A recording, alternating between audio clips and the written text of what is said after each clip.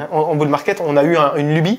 C'était. On l'a toujours. On a toujours d'ailleurs, on va le faire, d'acheter une île ensemble. Et on s'est renseigné, c'est 3-4 millions d'euros. 3-4 millions d'euros, on est 200, en ce moment 250 membres. On met tous 1% de notre net worth et on achète cette fucking île, tu vois.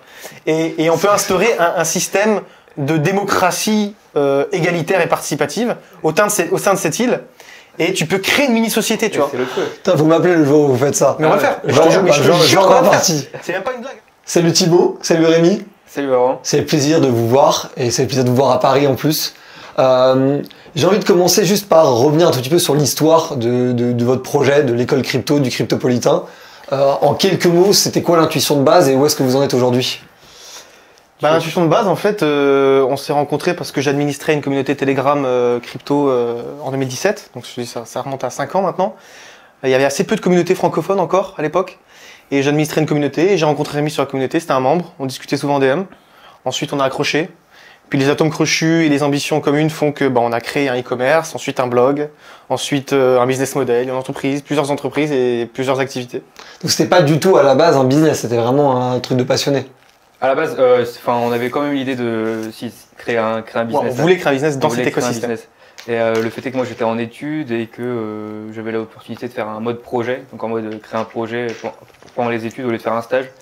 Et comme j'avais rencontré Thibaut, j'avais déjà fait quelques touches dans l'e-commerce, tu vois, j'ai monté quelques sites, etc. Et je me suis dit, vas-y, on peut lancer un site e-commerce avec des produits crypto, etc. Donc c'est de là qu'est née notre première collaboration, quoi. Donc on a monté un site e-commerce. Après on a monté les réseaux sociaux avec, donc Cryptopolitain, à la base c'était un site e-commerce. On a fait les réseaux sociaux, les gens venaient nous voir en DM en mode ouais salut, comment on fait pour acheter du Bitcoin, de l'Ethereum, comment tu fais pour avoir un MetaMask, etc. On leur répondait, tu vois, et à la fin on leur disait si tu veux, on a un site e-commerce, tu vois, tu peux nous acheter des t-shirts. Et on l'a fait une fois, deux fois, trois fois, et puis on s'est dit en fait on n'est pas sur le bon credo, quoi. La demande n'était pas là. Donc en fait on s'est dit faut faire de l'éducation, quoi. Donc nous comme on passait plus de temps que la moyenne sur le marché crypto, etc., on a acquis des compétences. Et du coup, on les a mis à profit aux personnes qui nous suivaient au travers du contenu gratuit. Après, on a sorti un e-book de 60 pages où on s'est fait connaître comme ça, totalement gratuitement. 2018 2018, on a plus de 10 000 lecteurs sur ce e-book. Ouais. En plein marché baissier, alors que 10 000 lecteurs à l'époque, ça représentait comme une bonne partie de la communauté. Et il y avait peu de personnes actives dans les communautés qui n'avaient pas vu notre e-book passer. Mais il y a des gens qui ont du mal à faire 10 000 vues sur des vidéos d'une minute, donc 10 000 vues sur un e-book de 60 pages, c'est énorme. En plus, on a eu les emails. Alors, on n'a pas eu autant d'emails parce que à l'époque, on n'avait pas réfléchi à ça, mais en fait, on envoyait le PDF en email alors qu'on aurait dû envoyer vers un lien qui récupère l'adresse email. Peu importe la personne. Les formateurs. Voilà, sauf qu'aujourd'hui, on donnait un PDF. Donc en fait, on a récupéré de là plus de 3000 emails. Donc 30% des 10 000 lecteurs. C'est quand même pas mal. Mais voilà, on s'est vraiment lancé par rapport à la demande. Moi, je me suis mis full-time en fait rapidement parce qu'en 2017, j'ai fait un peu d'argent. Parce que je suis arrivé en mi-2017 et donc je suis arrivé sur la fin du bull market. Moi, pour la petite histoire, elle est connue, mais j'ai fait un prêt étudiant pour investir dans la crypto. Tu sais c'est quoi le pire? C'est que j'ai fait un prêt étudiant, j'étais dans une très bonne école de commerce qui s'appelle IESEG, bref. Et au lieu de finir mes études, j'ai dit vas-y, on va mettre l'argent dans la crypto. Tu vois pas le genre de personnalité que j'étais à l'époque et que je suis encore un peu aujourd'hui. J'étais en mode t'y crois à fond. Voilà, on teste. De toute façon, il n'y a pas d'issue, de toute façon, ce sera le bureau ou rien, quoi, parce que je me voyais pas travailler derrière comme cadre dans un grand cabinet ou quoi. Et je voulais vraiment tester un truc de ma vie parce que je me dis que si c'est pas maintenant, pendant que je vis chez ma mère, que j'ai pas de rien, j'étais pas marié, enfin tu vois. Et donc j'avais rien à perdre. Au pire, je repassais les concours, je ferais d'autres écoles, je ferais un autre chose, au pire. Et donc du coup, j'ai mis 20 000 euros dans le Bitcoin quand il était à 3000 balles. Oh, et je l'ai revendu quand il était à 10 000. Donc t'as remboursé le prêt? Écoute, j'ai sorti de quoi rembourser le prêt. Le reste, j'ai perdu. Parce que je l'ai remisé en fait. J'ai retiré des gains, mais en fait, je les ai remisés en 2018. Donc j'ai fait le con. Néanmoins, j'ai sorti 20 000 euros pour rembourser le prêt. Et puis j'ai dit, fuck, on va pas rembourser le prêt, quoi. Je garde, c'est l'argent de la banque que j'ai remboursé dans 5 ans. D'ailleurs, j'ai commencé à le rembourser là, très récemment, juste 5 ans après, tu vois. C'était ouf comme move. Et du coup, j'ai gardé les 20 000 euros. Et je me suis dit, vas-y, j'ai quitté mon école. Mes parents, ils m'ont dit, vas-y, si tu travailles pas bientôt, on te vire, tu vois. Donc ils m'ont laissé 1 an. Et du coup, j'avais des économies. Donc j'ai travaillé la crypto. Ensuite, en 2019, je suis parti de la maison. Je me suis marié en plus cette année-là. Donc ma femme, elle était chamboulée de ce qui se passe parce que j'avais pas de travail, j'avais pas de diplôme. C'était difficile à cette époque-là. Ouais. C'était vraiment difficile cette Et époque-là. du coup, on a fait ça, e-book, après E-book. rapport d'analyse fondamentale. En 2020, gratuit. ça. Ouais. En 2020, après. Pendant plusieurs années, on a fait des articles de blog et un e-book. Et après, en 2020, on a commencé à sortir C'est ça. notre spécialité, l'analyse fondamentale. Et après, formation, qu'on avait fait une portefeuille Titan qui était stratégie, en gros stratégie, comment interagir sur les marchés, etc. Stratégie d'investissement, ouais. Et ça, on n'en a pas vendu beaucoup parce que Product Market Fit, c'était pas le bon moment, tu vois. On a sorti la formation. En fin 2018. Ouais, fin 2018, je crois qu'on a vendu. Et on a commencé à faire des sous un an après. Un an après, tu vois. Donc niveau mindset, on n'était pas fou. Tu vois, on se dit, putain, Imagine, pendant 2 ans, tu travailles sur un truc, il n'y a pas un copec qui rentre. Et en plus de ça, le marché, il était mort. Ouais, il était mort. Qu'est-ce qui fait que vous avez tenu alors? Ouais, le mental et. Là, on avait super confiance sur l'écosystème et ça croyant. Là, pour le coup, on peut pas Et dire aussi, qu'on était là que pour l'argent parce qu'on avait super confiance au Bitcoin et à l'Ethereum par la suite que j'ai appris à connaître un peu mieux. Mais le Bitcoin et son utilité, c'était obvious.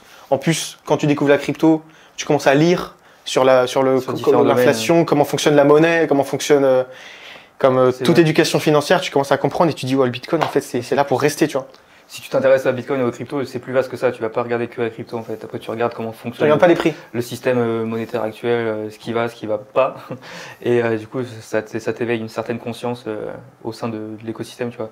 Donc c'est pour ça qu'on est resté comme ça. Et après, ça a évolué petit à petit. Raconte une anecdote quand on a créé la société. Comment on a créé la société en fait. On a créé ça en 2018, novembre 2018. Vous pouvez aller regarder, hein, c'est quand le Bitcoin il est à 3000. Genre ça vient de La semaine où Bitcoin est tombé à $3000. La semaine du bain de sang, celle qui s'est fait de 20 000 à 3 000. C'était horrible. On avait des vidéos qui venaient de Chine où tu voyais des usines entières de minage avec des Chinois qui débranchaient les rigs. Et qui disaient c'est fini, c'est fini. C'est fini. C'est fini, tu vois. Tout le monde disait c'est terminé. C'est terminé, on rebat les valises, l'expérience n'a pas marché, ciao. Ouais. Tu vois. Et nous, non, on était là. Nous, on était à Focus. Focus, et du coup, après, ça est parti en 2020. 2019-2020. Et après, de notre première formation, on avait un groupe privé, a découlé, en gros, les idées qu'on avait de partager plus d'éducation, structurer le tout. Donc, c'est pour ça que maintenant, on a écolecrypto.fr. Et pour la petite anecdote, on a monté Cryptopolitain 2018 et on s'est vu, on a commencé à faire de l'argent, etc. Mais on s'était jamais vu, il était sur Paris, j'étais sur Bordeaux, on s'est vu 2 ans après. Vous étiez jamais rencontrés pendant 2 ans à travailler ensemble? Ouais. Putain, c'est énorme. Et encore à l'heure actuelle, là on est ensemble, mais je peux compter sur les doigts de 2 mains le nombre de fois où on s'est vu. Et c'est pas difficile de travailler comme ça, parce que je sais que dans le Web 3, c'est très récurrent de travailler avec des gens que tu n'as jamais rencontrés physiquement. En fait, je pense qu'on s'est bien complété. Après, c'était confiance directement. Ça, c'est pas facile, mais ça aide. Et les personnalités, je pense, fitaient bien. C'est-à-dire que Thibaut, t'as vu, il a fait un prêt, donc il est plus fonceur. Tu vois, et moi, je suis plus un peu plus terre à terre, donc en gros, c'est le pilote d'avion et moi, je suis la tour de contrôle, tu vois. Parfois, il dit, faut qu'on aille là comme ça. Je dis, ouais, peut-être, ouais, tu vois. Donc là, déjà, plein gaz. Il était peut-être à 300, il se met peut-être à 150, tu vois, il réfléchit, etc. Ou alors non, ou on prend d'autres pistes, etc. Mais je pense que les personnalités se sont bien. C'est difficile d'être solopreneur, je pense. Hein. Ouais, tout seul, c'est très difficile. Je suis assez d'accord. Moi, j'ai beaucoup de respect parce que c'est un truc que j'arrive à faire. Moi, j'aurais pas pu. Mais c'est aussi peut-être que dans le Web 3, qui est quand même un truc très collectif et peer-to-peer, ça a peut-être moins de sens aussi d'être solopreneur. Je sais pas ce que vous en pensez. Surtout le fait qu'il y a personne qui était dedans, quoi. À l'heure actuelle, être solopreneur, c'est pas. Dans le monde du Web 3. C'est contre-productif à mon sens parce que tu as tellement d'acteurs. Tu as tellement de talents différents, puis tu as tellement de projets. Tu peux pas être partout. Enfin, je veux dire, moi je suis sur un DeFi, lui sur les NFT. Et tu peux pas tout connaître. Qu'est-ce que c'est exactement la DeFi pour ceux qui savent pas, qui comprennent pas? Voilà. Alors la DeFi, en fait, c'est très grossièrement la dématérialisation et parfois la décentralisation de tous les outils financiers et tous les leviers d'enrichissement. Donc que ce soit l'immobilier, l'investissement en equity. Tout ce qui est service bancaire, donc ce qui pourrait s'apprêter à du service bancaire, prêt, emprunt, ça c'est déjà pas mal. Ensuite, tu as tout ce qui vient comme des produits dérivés. Donc aujourd'hui, par exemple, si tu achètes de l'or, tu peux acheter de l'or, mais c'est pas forcément de l'or, c'est un produit dérivé. Voilà, tous ces services-là qui peuvent être blockchainisés et du coup améliorer l'efficience de ces services. Par exemple, pour acheter une action Tesla aujourd'hui, avec les produits synthétiques sur la blockchain, en gros, c'est des actifs, c'est des tokens, c'est des crypto-monnaies qui reflètent le prix d'une action Tesla. Et moi, j'utilise souvent cet exemple-là dans l'utilité de la DeFi, c'est qu'aujourd'hui, un Iranien, il utilise un VPN forcément parce que c'est bloqué la connexion Internet chez lui, mais il utilise un VPN, il peut acheter des actions de Tesla, t'imagines? Donc, malgré l'embargo, il peut quand même investir sur l'économie américaine grâce aux produits dérivés synthétiques et à la blockchain. C'est incroyable. Donc c'est ça l'utilité de la DeFi. Et moi, personnellement, c'est mon combat personnel et c'est ce que j'aime le plus. Parce qu'on parle beaucoup aujourd'hui avec la hype, forcément avec Meta, Facebook et tout l'investissement aujourd'hui dans le métaverse. Moi, personnellement, ça ne m'intéresse pas beaucoup. J'aime le jeu vidéo, évidemment, mais pour moi, c'est pas là où est la grosse révolution. La grosse révolution, même si c'est pas que du jeu.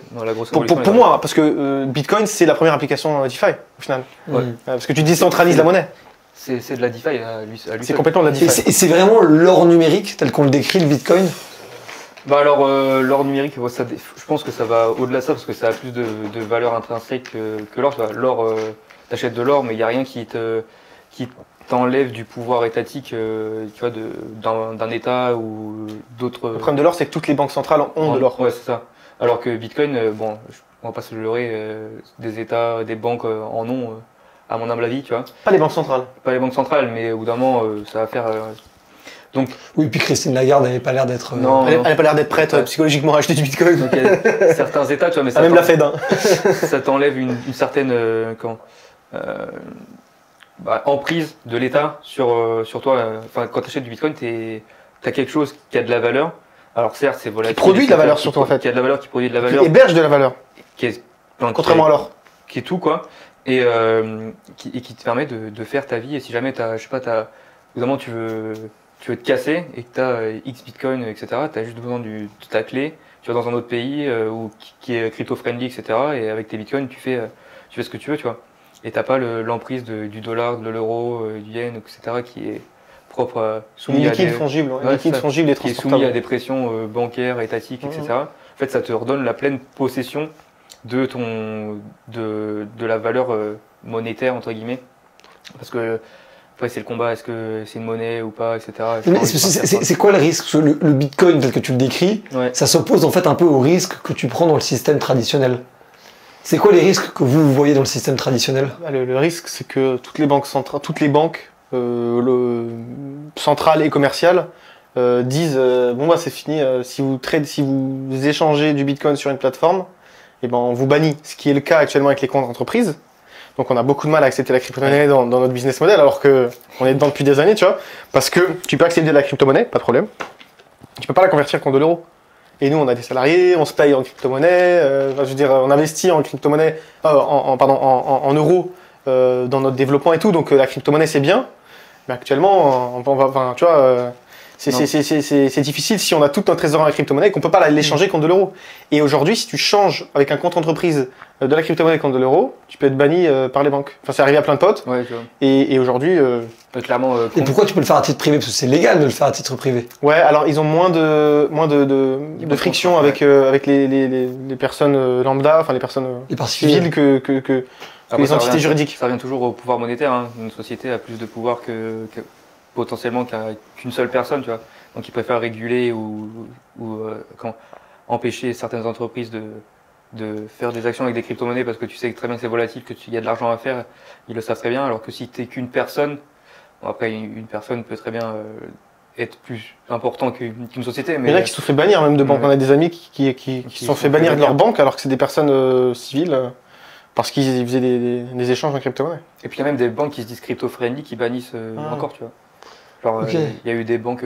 Et vous trouvez ça scandaleux? Scandaleux, je comprends qu'il y ait certaines banques qui veulent, entre guillemets... Pourquoi les médias dominants font la propagande de leurs idéologies? Pourquoi les banques font la propagande de leur idéologie? Je vois pas, tu vois, je veux dire. Quelle est la partie idéologique là-dedans? L'idéologie, c'est de dire que on ne peut pas faire ce qu'on veut avec notre argent. Ça, c'est clair. En fait, c'est le système, c'est hors de leur système de surveillance, en fait. C'est hors de leur système de surveillance, et surtout, en fait, si tu as des crypto-monnaies, en fait, t'es plus de l'emprise. On peut plus te casser, en fait, te briser. Aujourd'hui, il y a beaucoup de pression, par exemple, juridique, médiatique, mais financière. Ça, c'est un bon argument pour plier les ennemis. Voilà. Donc en fait, tu lui enlèves son compte bancaire ou son accès à la banque, c'est fini en fait.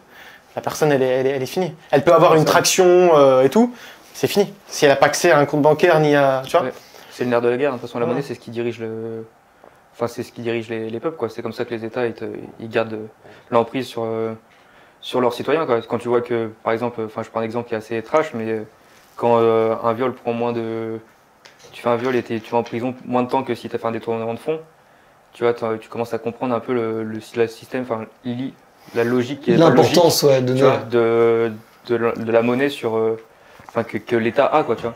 Genre, c'est complètement... Frauder les impôts, c'est pire que de commettre un crime grave, violent, aux yeux de l'État et de la justice. Tout ça pour une question de pouvoir. De pouvoir et d'emprise sur les citoyens, etc. Tu vois. Donc, mais cette emprise-là, je la comprends parfaitement dans des pays comme le Liban, qui sont aujourd'hui extrêmement tendus financièrement, comme des pays d'Afrique où en fait il y a très peu de contrôle sur la monnaie. Mais en France, il y a assez peu de gens qui sont interdits bancaires, enfin, j'ai l'impression. Oui. Ouais, très peu de personnes. Non, en France, il y en a très peu, ouais. Très peu, après ça existe, mais... Alors pour le faire déjà en France, je pense qu'il faut déjà faire quelque chose de... En fait, c'est pas pour les mêmes raisons qu'ils interdisent ou qu'ils déconseillent. C'est un peu ma question. Voilà, c'est pas pour les mêmes raisons. En France, je pense ils ont forcément une autre vie. Au Liban ou en Afrique, c'est pour un contrôle... c'est difficile, t'as raison, de faire la comparaison entre les deux. Le Liban, ils connaissent une inflation extraordinaire en ce moment. Oui, et puis tu peux même pas retirer aujourd'hui en banque ton propre argent au Liban. Et donc, pour le coup, ça leur servirait beaucoup, au moins d'avoir leur économie en crypto-monnaie. En Amérique latine, il y a 2-3 ans, ils ont connu une inflation à 10 000%, genre hebdomadaire, sur un truc démentiel, avec l'arrivée de... Plus c'est Chavez, je sais plus en Amérique latine, bref. Et donc beaucoup de la population s'est réfugiée dans d'autres alternatives, notamment les crypto-monnaies. On voit qu'il y a des protocoles de finances décentralisées qui ont aidé des foyers en fait à survivre. Tu vois. Donc l'utilité est réelle. Alors en France, pourquoi ils bannissent ? Je pense que c'est aussi une méconnaissance. C'est une méconnaissance du système, c'est une peur. On a entendu ça hier dans une conférence auquel on a intervenu. C'est qu'en fait, l'État français a tellement raté la vague du Web 2. Parce qu'aujourd'hui Facebook, il dit un truc à Macron, il est obligé obligé d'acquiescer parce qu'il peut rien faire. Parce qu'en fait, demain Facebook ils font une campagne anti-Macron puis c'est terminé. Mathilde et Arlacan est sur Facebook, alors que pour le coup Macron, c'est moins important dans notre hiérarchie quotidienne, quoi. Donc Twitter, Facebook et Instagram se mettent contre le pouvoir en place d'un État. Ils peuvent concrètement avoir une influence sur ces gouvernements. C'est quand même incroyable de se dire que des entreprises privées, je sais pas si toi demain tu grossis et de par ta société tu arrives à avoir une influence sur la politique, tu le ferais, ce qui est normal, pour servir tes propres intérêts. Oui, ou ma propre idéologie. Ou ta propre idéologie.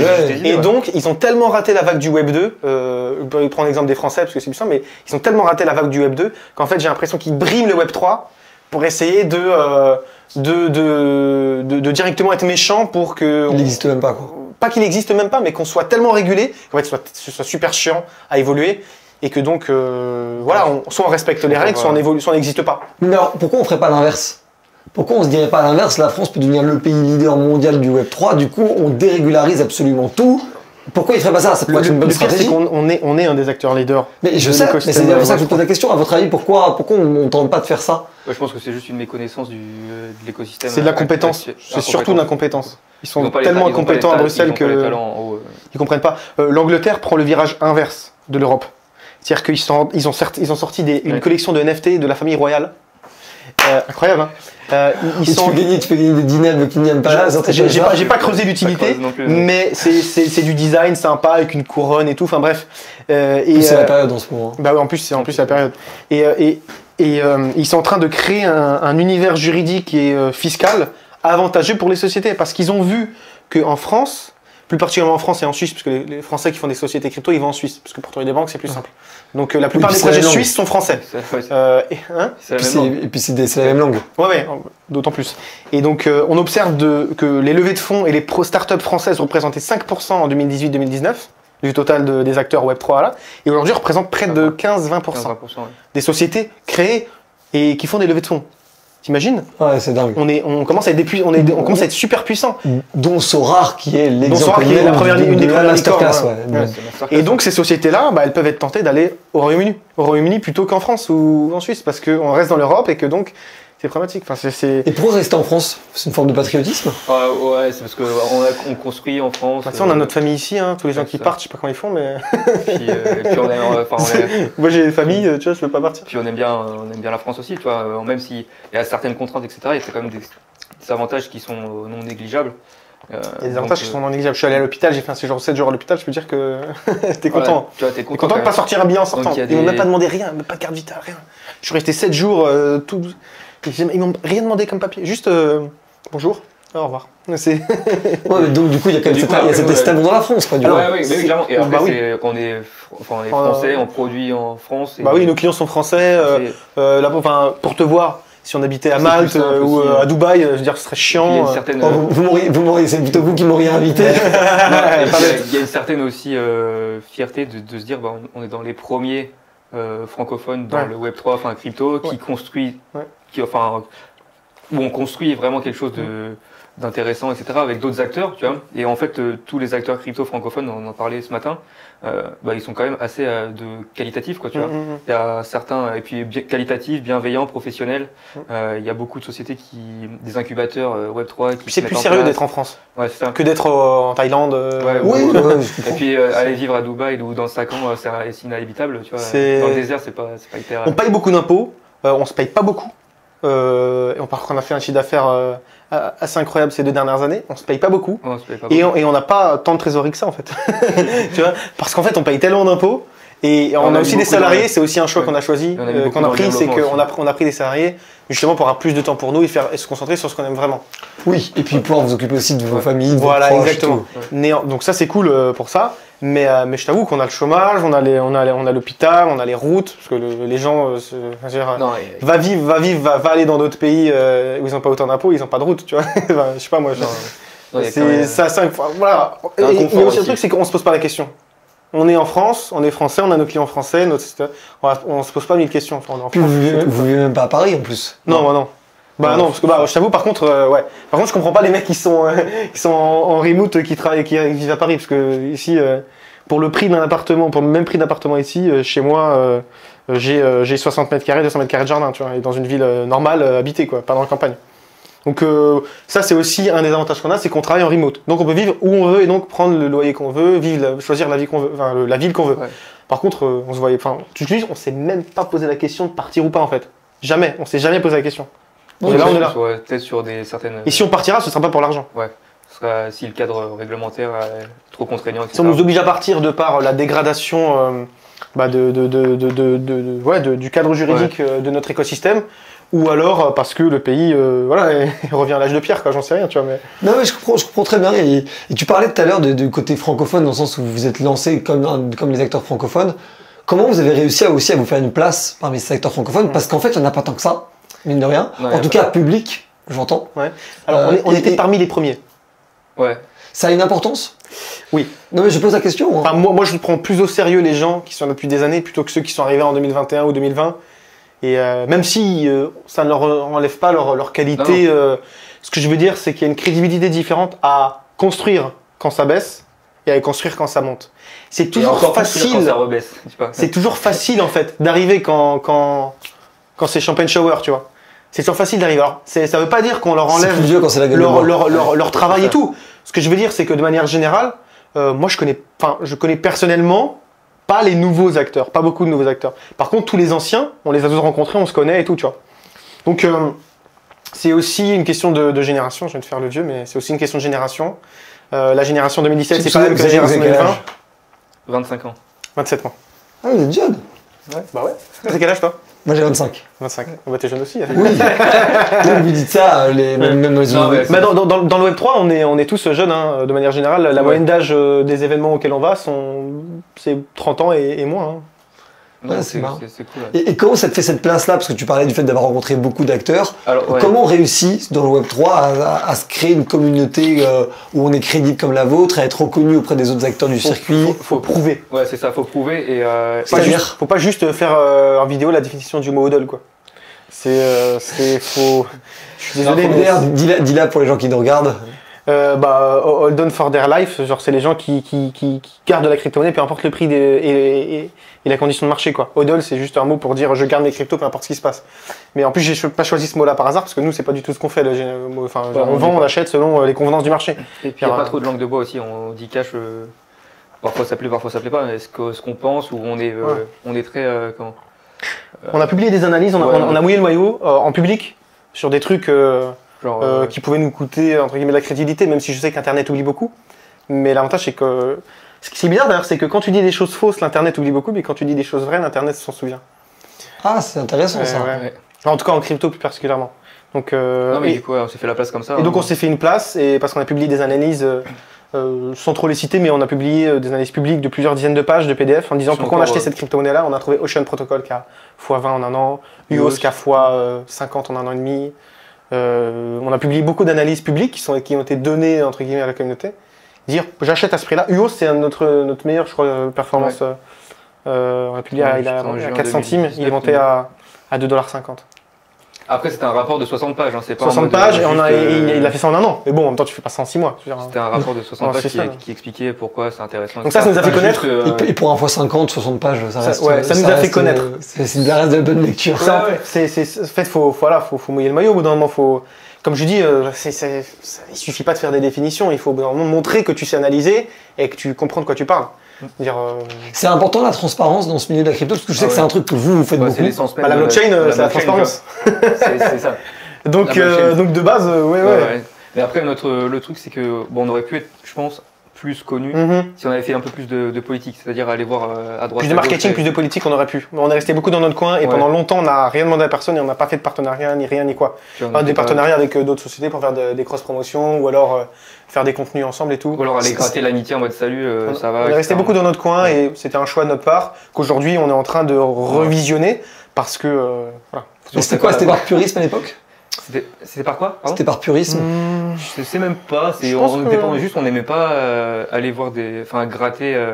On se trouvait pas assez crédible et pas assez gros pour aller voir d'autres personnes pour leur demander de l'aide et d'autant plus que on se disait que si un jour on a besoin des autres, on leur demandera, mais quand on aura vraiment quelque chose de très sérieux. Nous, on aime vraiment faire les choses bien. Genre par exemple, on a une chaîne YouTube qu'on a presque pas lancée. On a fait produire et tourner une dizaine de vidéos de très bonne qualité et on les a pas publiées. Pourquoi? Parce que j'ai pas trouvé le bon format de miniature que je veux. Tu vois. Et c'est un truc que je veux faire les choses de manière très carrée. Et si j'ai pas, en plus aujourd'hui on a une bonne connaissance des réseaux sociaux et de ces codes. Et donc on sait très bien que les miniatures c'est très important. Et c'est un code. Et donc tant que je suis pas formé à la miniature et que je sais pas et que j'ai pas les bons prestataires et que j'ai pas les bonnes techniques, et j'ai pas rien publié. Alors que le contenu qu'on a fait produire, ça se trouve il va être périmé parce qu'on va jamais trouver, alors on va pas trouver à temps. Bref. Donc ça c'est un peu notre manière de procéder. On essaie de faire les choses vraiment de manière vraiment très carrée et les choses. C'est pour ça que LinkedIn, c'est pareil, on essaye de. C'est pour ça que LinkedIn, ça fait trop longtemps que j'ai envie d'y aller. J'observais tout, mais que j'ai pas la strat, donc je le fais pas. Je comprends très très bien. Mais du coup, au final, ce coût, on va dire, en non prise de risque, c'est en fait un gain en sérieux et en crédibilité. Ouais. Parce que quand vous parlez en revanche, en 4 ans, on n'a jamais fait la promotion d'un projet pour de l'argent. Jamais. C'est fort ça. Jamais. On n'a jamais pris un billet pour promouvoir un projet. Jamais. Alors qu'on aurait pu faire beaucoup d'argent. Non plus. On a eu beaucoup de propositions. Mais moi je l'ai fait. Ouais. Mais il n'y a pas de problème. C'est juste que nous c'était. Tu sais pourquoi? Par contre, c'est pas mon domaine. Parce qu'on se disait que le jour où on lance un projet, c'est seul nous qui le faisons. Et c'est là où on promotionne notre propre projet. Parce que c'est là où ça va prendre. Ça nous est arrivé de faire la promotion entre guillemets de projet, mais c'était des potes à nous, c'était pas pour de l'argent. C'est juste parce qu'on a une audience et qu'on peut leur donner un coup de main parce que c'est des potes. Comme tu aiderais à une mise en relation tes potes. Bien sûr. Il n'y a pas de mal à faire ça. Mais on n'a jamais pris de l'argent pour parler d'un projet et on a parlé que de projets qui concernaient nos potes ou nos relations. Et donc de gens dont vous avez confiance que c'est pas des scams ou ce genre de choses. Est-ce qu'il y a trop d'autres influenceurs qui font ce genre de choses, qui du coup pourrissent un peu l'écosystème? J'ai pas envie de tirer sur l'ambulance, mais trop, oui. Je sais pas, mais il y en a, oui. Il y a des gens qui font des promotions de plateformes qui sont bannies par l'AMF. Des influenceurs français qui font ça. Bybit, par exemple, pour pas la citer, Bybit, c'est une plateforme qui est bannie par l'AMF. Et il y a de gros influenceurs qui font la promotion. C'est pas pour leur jeter la pierre, mais en même temps, faut réfléchir un peu, quoi. Si on veut pas avoir l'attention de l'AMF sur nous et qu'on construise l'écosystème de manière saine, bah, réfléchis un peu, quoi. Tu vois. C'est pour ça d'ailleurs que nous on s'appelle écolecrypto.fr. Alors qu'on diffuse aussi nos investissements. On diffuse de la formation, Stratégie, ouais. mais on diffuse aussi de l'investissement. Enfin, nos investissements. C'est pour ça qu'on a école crypto, parce qu'on est une école. On est du coup investi sur une application avec un parcours pédagogique pour justement être dans la norme et dans la réflexion de se dire on est une école d'instruction. On n'est pas là pour faire du copy trading ou voilà. Alors qu'on a 50 heures de formation, mais on partage aussi notre vision de marché. Mais c'est normal parce qu'on aime bien mouiller le maillot et qu'on aime bien aider nos communautés. Mais Comme des vrais professeurs. Mais on s'appelle école et on investit plus de 100 000 € dans une application. Tu vois, Ouais, on n'a pas juste un groupe Telegram où on fait j'achète ça, achetez ça, tu vois. Donc en fait, c'est la logique de se dire que on n'a pas de cadre juridique, mais essaye d'imaginer un cadre juridique inexistant, futur, et construit dans ce cadre. Dans lequel, si jamais le cadre juridique. Voilà, si jamais le cadre juridique évolue, bah, essayer de l'anticiper. Je veux dire, faut faire prendre d'intelligence, je pense, au bout d'un moment. Non mais je comprends très bien et en plus c'est super intéressant parce que j'ai l'impression que tout ce qui a le plus fait fuir les gens sur les scams, sur les arnaques et tout, ça a rarement été promulgué par des influenceurs crypto, pur crypto. Ça a souvent été par des gens qui étaient plutôt influenceurs financiers, voire pas financiers du tout. Est-ce que ceux qui se vendent vraiment crypto, il y a une espèce de contrat tacite entre tout le monde en mode genre, comme il y a une cause commune de faire vivre le Web3, personne ne nuit à l'image que ça pourrait en avoir. Je sais pas, j'aimais l'hypothèse. C'est une bonne question. C'est d'ailleurs pour ça qu'en fait il y a tellement de bons influenceurs ou de bonnes personnes qui ont des communautés en crypto. Enfin, je vois parmi les youtubeurs, hier on était une soirée où il y avait tous les créateurs de contenu crypto français. C'est lesquels que vous aimez bien vous, par exemple? Bah moi c'est le seul que j'aime et que je connais, c'est Asher. Et je connais bien son entourage et c'est les meilleurs. Après, il y a Hawking. Oh, mais ils sont pas sur YouTube. Ils sont pas sur YouTube. Ouais. Voilà, mais ce que je veux dire, c'est que bon, je connais pas trop le YouTubing parce que je suis pas la cible. Enfin, je connais les acteurs, mais je regarde pas YouTube. Après, on en a rencontré pas mal hier. Et vraiment, ils sont tous gentils. Ils sont tous gentils. Il y en a pas un qui te regarde de haut ou qui te parle mal ou ils s'intéressent à toi, ils sont bienveillants et tout. Mais après, c'est une classe spécifique des high profile de la crypto. Après, il y a tellement d'autres influenceurs qui faisaient du marketing, qui font de la crypto, qui font de l'éducation financière, qui font de la crypto, qui font X. Donc c'est difficile en fait. Aujourd'hui, on les a pas tous recensés. Mais en tout cas, pour ceux qu'on connaît et ceux qui sont les plus reconnus dans la sphère, parce qu'en fait, il y a aussi des différentes strates. Par exemple, il y a les influenceurs qui sont hyper connus, mais qui sont pas reconnus par ceux qui font l'écosystème. Nous, on n'est pas très connus du tout. Enfin, on a une petite communauté de 30 000 personnes à peu près entre influenceurs. C'est pas mal. Ce qui est correct, mais c'est modeste comparé à du 500 000 sur TikTok ou du 1,2 million sur YouTube. Mais nous, on est invités dans les conférences. Tu vois. Donc en fait, on a plus de crédibilité. Et donc, il y a aussi différentes strates d'influenceurs crypto, je pense. Donc, parmi ceux qu'on connaît, en tout cas, ils sont plutôt éthiques. Je comprends, mais du coup, ça rejoint un peu la question de est-ce qu'il y a une philosophie au Web3? Les valeurs. Ouais, bah, au-delà même des valeurs, je parle même presque, parce que les valeurs, ça pourrait presque être quelque chose de positif, obligatoirement. Là, je parle même vraiment d'une vision du monde, dont le Web3 est un prisme plutôt qu'un autre. Je sais pas ce que tu en penses. Parmi les nouveaux acteurs, parmi même les communautés dans lesquelles vous êtes un peu, de ces communautés d'influenceurs ou d'acteurs du Web3, est-ce que vous voyez un peu une espèce de tronc commun où en fait vous pouvez reconnaître quelqu'un qui est dans ces communautés Web3 de quelqu'un qui est, l'expression que tu avais sortie c'était quoi, no coiners? Ouais, no coiners, ouais. Bah après c'est de par ce qu'il aime, de par les projets, en fait, de par les projets que la personne aime, déjà tu comprends son prisme. Parce qu'en fait, il y a tellement de strates différentes dans la crypto que selon le projet vers lequel tu te diriges, on peut comprendre une partie de ta personnalité. Tu vas arriver à onboard dans l'écosystème Web3 toute personne qui est dans le, j'ai envie de te dire, no coiner ou dans le Web 2, parce que tu vas réussir à trouver des valeurs différentes, que ce soit si tu es intéressé par la finance, tu auras plus la DeFi, si tu es intéressé par l'art, tu as un peu plus la catégorie NFT, si tu es intéressé par le gaming, tu as un peu tout ce qui est GameFi, en mode des jeux où tu peux, quand tu joues, tu gagnes, etc. Tu as des NFT qui sont liés. Après, si tu es plus en mode jeu aussi, tu as le métaverse, etc. Donc en fait, l'écosystème te permet d'onboard tout à chacun qui actuellement qui n'a aucune connaissance en fait dans le Web3, tu vois. Donc ça c'est assez cool parce que peu importe qui tu es, tes valeurs, tes centres d'intérêt, etc. À mon sens, tu peux retrouver ce qui t'intéresse dans le Web3 et réussir à soit créer un projet, soit t'intéresser vraiment dedans, soit être acteur, tu vois. Donc je pense que c'est Web3, je sais pas comment on peut l'appeler cet écosystème. Nous on appelle ça la crypto de base, parce qu'on a commencé, on appelait ça la crypto, aujourd'hui on appelle ça Web3, mais... Cet écosystème, il peut vraiment apporter à tout à chacun, quoi. Et tant que personne ne le reconnaît vraiment, parce qu'en fait, ils rentrent tous par la mauvaise porte, quand j'ai envie d'appeler, c'est ils rentrent par la porte investissement, spéculation, au lieu d'arriver par la porte éducation, formation, comment ça se passe, etc. Et c'est comme en fait si tu montais dans un avion de chasse et que tu faisais des loopings, mais t'as jamais appris à piloter, tu vois. Et c'est complètement contre-productif. Il risque de se cracher. C'est ça, tu vois. Donc les mecs, ils arrivent par la porte, j'ai investi sur tout le monde perd au début. XY coin. Ils te disent le Ripple c'est l'avenir, ils savent même pas comment Bitcoin ça fonctionne, comment Ethereum ça fonctionne, ce que c'est la blockchain, etc. Et tu leur dis pourquoi Ripple c'est la folie. Ils disent parce que ça monte, ça descend. La monnaie des banques centrales. C'est la monnaie des banques, c'est le futur. Et ça, c'est dans tout bull market, enfin tous les marchés, enfin tout bull market, etc. Tu auras des gens qui viennent et te diront ça c'est le futur, et tu leur dis pourquoi, et en fait tu te rends compte qu'ils n'ont pas creusé, alors que l'écosystème, à mon sens, n'est pas pris à sa juste valeur. Tu vois. Chaque cycle de marché onboard des gens qui deviennent plus humbles. Ah bah là, c'est intéressant comme vision des choses, mais pour revenir même sur la philosophie Web3, j'ai un bon ami en Suisse qui s'appelle Gauthier, pour le nommer, qui lui est très, très puriste, comme vous aussi par pas mal d'aspects, et qui lui me parle aussi de choses presque plus politiques. C'est-à-dire en fait une forme de rébellion par rapport à l'État, une forme de vision un peu libertaire des choses, une forme un peu d'anti-élitisme technocratique. Enfin, presque une logique un peu du partage de la valeur en fait. Est-ce que ça fait partie justement de la philosophie Web3 à part entière, ou est-ce que c'est en fait quelques gens qui se sont politisés mais c'est pas vraiment le sujet? Complètement. Moi, déjà je peux donner l'exemple de nos membres. On a formé plus de 2000 personnes déjà en 3 ans. C'est énorme. Comme je t'ai dit, près de 10% de conversion sur une communauté aujourd'hui 30 000 personnes, mais on a resté très longtemps à quelques milliers de personnes.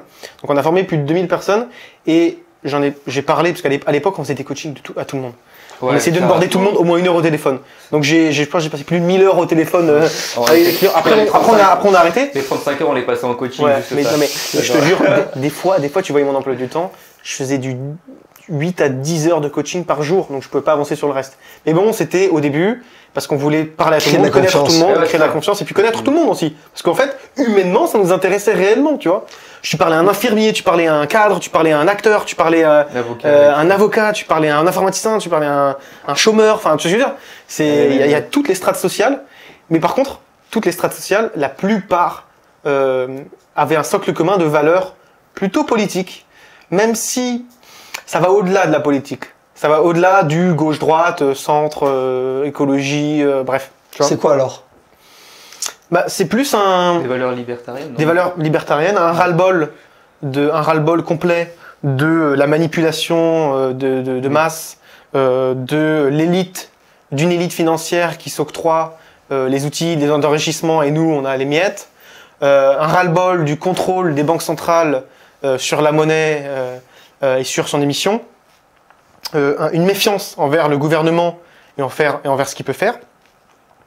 Moi, par exemple, je sais pas si j'achèterais de l'immobilier, tu vois. Je suis à ce point-là méfiant envers l'État, en termes de dire, si jamais je vote mal, je fais un mauvais tweet, je fais X, je fais quoi, en fait, ton immeuble ou ton appartement, il est sur l'État français, tu vois, il est sur le territoire français. Donc en fait, on a quand même une base d'anarchisme. En fait, on est tous un peu anarchistes, mais sans le côté direction politique. Ouais. Plus sur le côté de droite, anarchiste de gauche, quoi. Peu importe. Voilà, en fait, il y a peu importe. En fait, tu vois, c'est vraiment de se dire grande méfiance envers l'État, envers son contrôle et envers les banques centrales. C'est reprendre le contrôle en fait. Et envers l'élite. Donc on veut reprendre le contrôle de notre communauté. Moi, ce que je kiffe avec la crypto-monnaie, c'est les sujets d'après, il me semble, tu vois, mais c'est tout ce qui est se recentrer autour d'un software ensemble, tu vois, tokenisé. Moi, j'utilise souvent l'exemple, mais en bull market, on a aussi en bull market, on a eu une lubie. C'était, on l'a toujours. On l'a toujours d'ailleurs, on va le faire, d'acheter une île ensemble. Et on s'est renseigné, c'est 3-4 millions d'euros. 3-4 millions d'euros, on est 200 en ce moment, 250 membres. On met tous 1% de notre net worth et on achète cette fucking île, tu vois. Et on peut instaurer un système de démocratie égalitaire et participative au sein de cette île. et tu peux créer une mini-société, tu vois. C'est le feu. Putain, vous m'appelez le jour où vous faites ça. Mais on va le faire. Je vais qu'on va en le faire. partie. C'est même pas une blague. Hein. Par contre, la problématique, c'est des îles à 3-4 millions.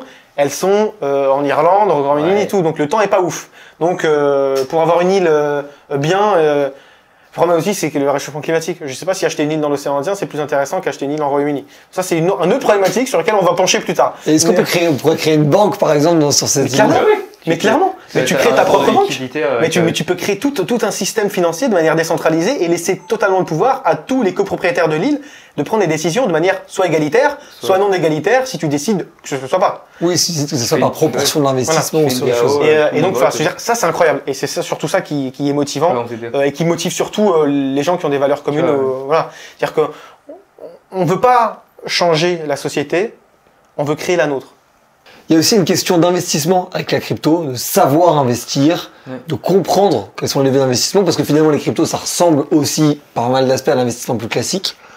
Comment vous vous êtes formé et comment vous voyez aussi le manque potentiel de connaissances dans ce domaine-là des Français? En fait, c'est compliqué parce que quand t'as pas de connaissances de manière générale en investissement... Moi, j'en avais pas du tout. Hein, quand moi non plus. Hein. J'avais jamais investi nulle part ailleurs. J'ai regardé l'immobilier, je voyais ça trop contraignant et puis j'avais pas le mental pour me dire vas-y je fais un prêt. Surtout pas de travail pour assez suffisant pour... Après il y avait tous les formateurs qui disaient tu fais un prêt étudiant, t'achètes ton immeuble, etc. Donc ça je me suis dit ouais ok non. Après il y avait la bourse mais je regardais ça, j'ai pas trop de... Pas intéressant. Et après je suis tombé sur crypto, j'ai vu que crypto tu peux avec une carte bancaire acheter pour 50 balles. Je me suis dit vas-y c'est quoi je teste. Trop fort. Bam bam, tu vois t'achètes, j'étais comme un gosse à regarder sur mon téléphone, putain ouais j'ai des trucs... C'est tellement facile. C'est tellement facile. Après, tu t'intéresses à différentes technologies. J'ai envie de te dire, en 2017, il n'y avait pas grand chose à part Bitcoin et Ethereum et des ICO, quoi. Donc, c'était rien par rapport à ce qu'on connaît actuellement. Mais c'est l'investissement. C'est plus, moi, je l'ai plus vu parce que j'ai vite capté que si tu étais en CDI et que tu attendais la retraite, ta vie elle allait être un peu pourrie. Donc, je me suis dit, il faut investir quelque part, tu vois. Et du coup. Nos générations, c'est vrai. Et du coup, on a l'évidence. Hein. Oui, et puis la retraite, c'est encore la retraite si on l'a, quoi. Ouais, c'est ça. Ouais. Donc, comme je savais que je misais pas sur la retraite ni sur un CDI plein temps, etc., je me suis dit, bon, sortir d'école de commerce, je vais avoir un CDI, je savais même pas ce que je voulais faire, donc je me suis dit, il faut que j'investisse quand même au cas où. Et c'est ce que j'ai fait. Puis après, en final, tu restes empris dedans. Il n'y a tellement pas de barrière, en fait. Ouais. Tu vois, c'est comme il a dit. Une carte bleue, 50 €, terminé. Oui, mais c'est pour ça d'ailleurs, tu me parlais en off de le fait que la crypto et la blockchain, c'est quelque chose d'extrêmement inclusif.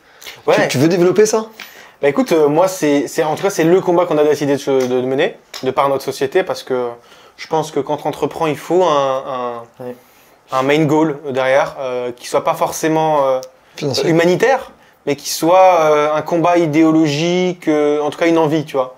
Il y en a beaucoup qui entreprennent, je sais pas, dans le green, dans l'énergie green, toi j'imagine à travers ta société tu as aussi une ambition et une vision, tu vois, de dialogue. Nous c'est vraiment voilà, moi je savais, mais avec de faire dialoguer des gens qui n'ont rien à voir et du coup ouvrir le débat. Et ben donc ça, tu vois, ça c'est ton leitmotiv, je sais pas si on peut appeler ça comme ça. Et le nôtre, donc c'est l'inclusion financière, c'est-à-dire si tu arrives à casser le prisme plus le cercle vicieux de la pauvreté, parce que c'est ça en fait le problème. C'est qu'aujourd'hui les gens pauvres ils restent pauvres. T'as beau faire ce que tu veux, si t'as une famille de pauvres, il y a assez peu de chances que tu deviennes riche. Pourquoi? Parce que majoritairement les gens pauvres n'ont pas accès à une éducation de qualité. Et si t'as pas accès à une éducation de qualité ou une éducation que ce soit universitaire ou parentale, mais de manière générale, c'est peut-être risqué et difficile de dire ça, mais les familles d'ouvriers, ils ont assez peu d'intelligence financière. C'est la vérité en fait, c'est la réalité des choses. Oui, pourquoi? Parce qu'ils sont pas dans ces problématiques. Et généralement. C'est la pyramide de Maslow. Hein. Oui, bah oui. Et donc du coup, si tu arrives à casser ce cercle vicieux de le cercle de la pauvreté, donc tes parents étaient pauvres, donc tu seras pauvre et tes enfants seront pauvres. Et ben, je pense que là, tu peux arriver à quelque chose où la société est un peu plus équilibrée. Alors, on te dit ça, c'est pas pour ça que on va aller en Inde former. Tu vois ce que je veux dire?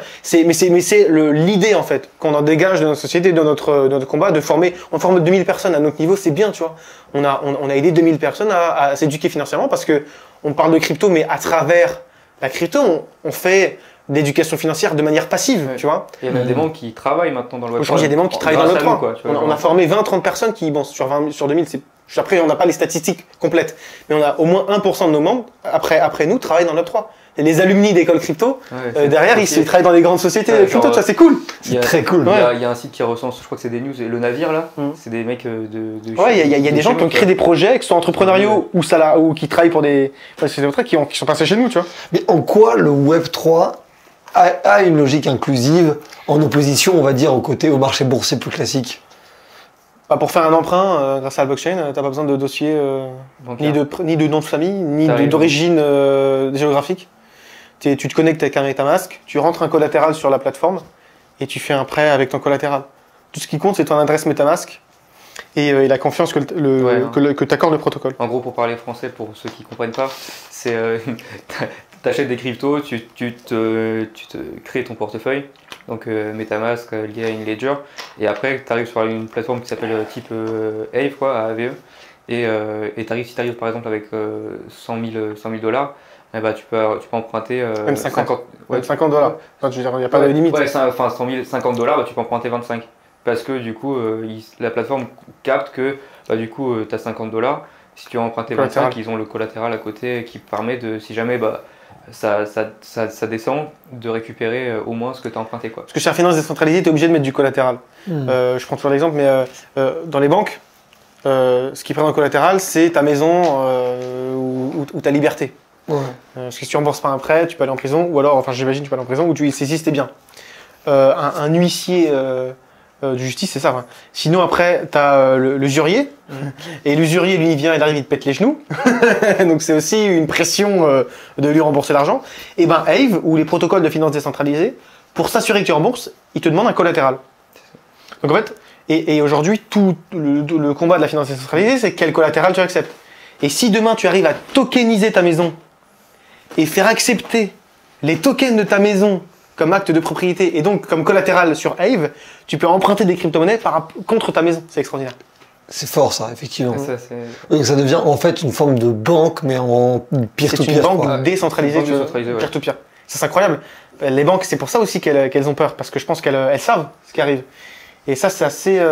rien que l'exemple que j'ai cité est assez incroyable, je pense. Et ça arrive. C'est déjà possible, non, je crois. avec Realty, ouais. Aave, tu vois ce que c'est Realty? Ouais. C'est une société qui tokenise des maisons, mais bon après, Moi, c'est après, majoritairement là-bas. des maisons aux États-Unis, donc c'est pas encore un truc Détroit, qui nous parle en tant que Français. Mais j'imagine qu'on y viendra un jour où tu pourras tokeniser des maisons en France, les mettre sur Realty, acheter les tokens de cette maison sur Realty, les déposer en collatéral de Aave et emprunter contre de l'immobilier. Et c'est déjà le cas en fait, grâce à Realty et Aave. Et donc du coup, ça pourrait arriver massivement dans la société française. C'est la prochaine révolution. Alors massivement, je pense qu'on a quelques années, voire dizaines d'années avant que ça arrive. Mais pour nous en tout cas. Que ce soit accepté, régulé, etc. Tu vois. Mais ça va arriver, ouais. Ouais, c'est sûr. C'est sûr. La tokenisation, c'est un des premiers aspects de la finance décentralisée. Après... Vous parlez de régulation. Je me pose toujours une question qui est comment, alors que c'est justement des produits un peu, on va dire, controversés d'un point de vue de l'État, comment on réussit à gérer justement son système de taxes voilà, on va forcément aborder le sujet des impôts. Comment on réussit à gérer ça Notez-moi tout de suite. Comment ça fonctionne? Bah écoute, c'est simple. Quoi, c'est comme des... Enfin, c'est simple. La formule de calcul de plus-value est simple et complexe.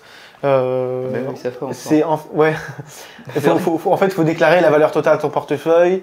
Il faut déclarer aussi ce que tu as mis de manière fiduciaire dans la crypto et la plus-value encaissée. Et du coup, ça calcule ton taux d'imposition, parce que et puis combien tu dois déclarer surtout.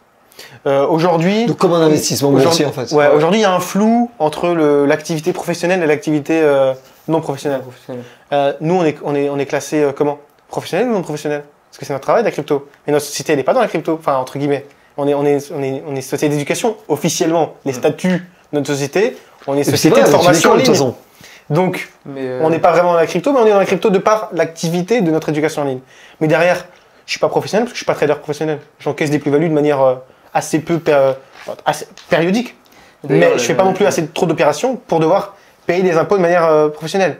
Moi, je suis encore déclaré en non professionnel. Mais officiellement, tu vois ce que je veux dire, donc c'est assez flou. Après, tu joues sur le flou. Hein. De toute façon, la plupart des sociétés qui se créent aujourd'hui en crypto, qui veulent rester en France, elles se créent sur un flou. Aujourd'hui, si tu vends des NFT, c'est quoi? C'est des biens? C'est des biens services? Est-ce qu'il y a de la TVA dessus? Ou le play to earn, typiquement. Play to earn, c'est encore plus compliqué. Le play to earn, justement, où en fait, d'un certain point de vue, ça détourne la règle du fait de jouer du jeu d'argent, quoi, en fait. Ouais, parce que tu déclares quoi comme plus-value, vu que c'est du jeu? C'est ça. Donc c'est compliqué. Et puis même, il y a aussi un autre truc, c'est que si tu arrives à mettre en collatéral ta maison sur Aave, donc du coup ta maison tokenisée sur Aave et faire un emprunt derrière, et que l'emprunt tu le vends contre de la crypto-monnaie, et que tu le vends contre de l'euro, ta crypto-monnaie contre de l'euro et que tu prends sur ton compte en banque, et que tu reçois 200 000 euros sur ton compte en banque derrière, tu déclares la plus-value ou pas? C'est un prêt. Tu payes pas d'impôt sur un prêt. Tu vois. Donc l'écosystème n'est pas encore prêt pour ça, et je suis sûr, je suis pas certain que si tu déclares pas à l'État tes 200 000 euros de plus-value, si tu dis mais monsieur l'agent, c'est un prêt, non, je pense qu'il va te redresser et puis c'est tout.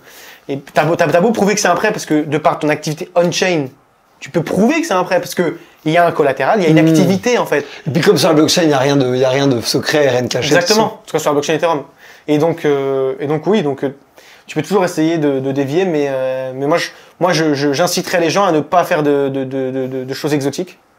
Non, mais en tout cas de plus-value exotique. Si tu fais un play to earn et que tu prends des gains en euros, déclare une plus-value et tu testes, c'est tout. Faites des margaritas, mais mettez pas d'ananas dessus, quoi. Voilà, exactement. Surtout pas. et donc moi j'incite tout le monde à déclarer ses plus-values, et peu importe si tu penses que c'est pas de la plus-value parce que c'est du play to earn, parce que c'est du prêt, parce que X. Tu peux pas jouer sur le. Si tu sors du système crypto Web3, déclare, casse pas la tête.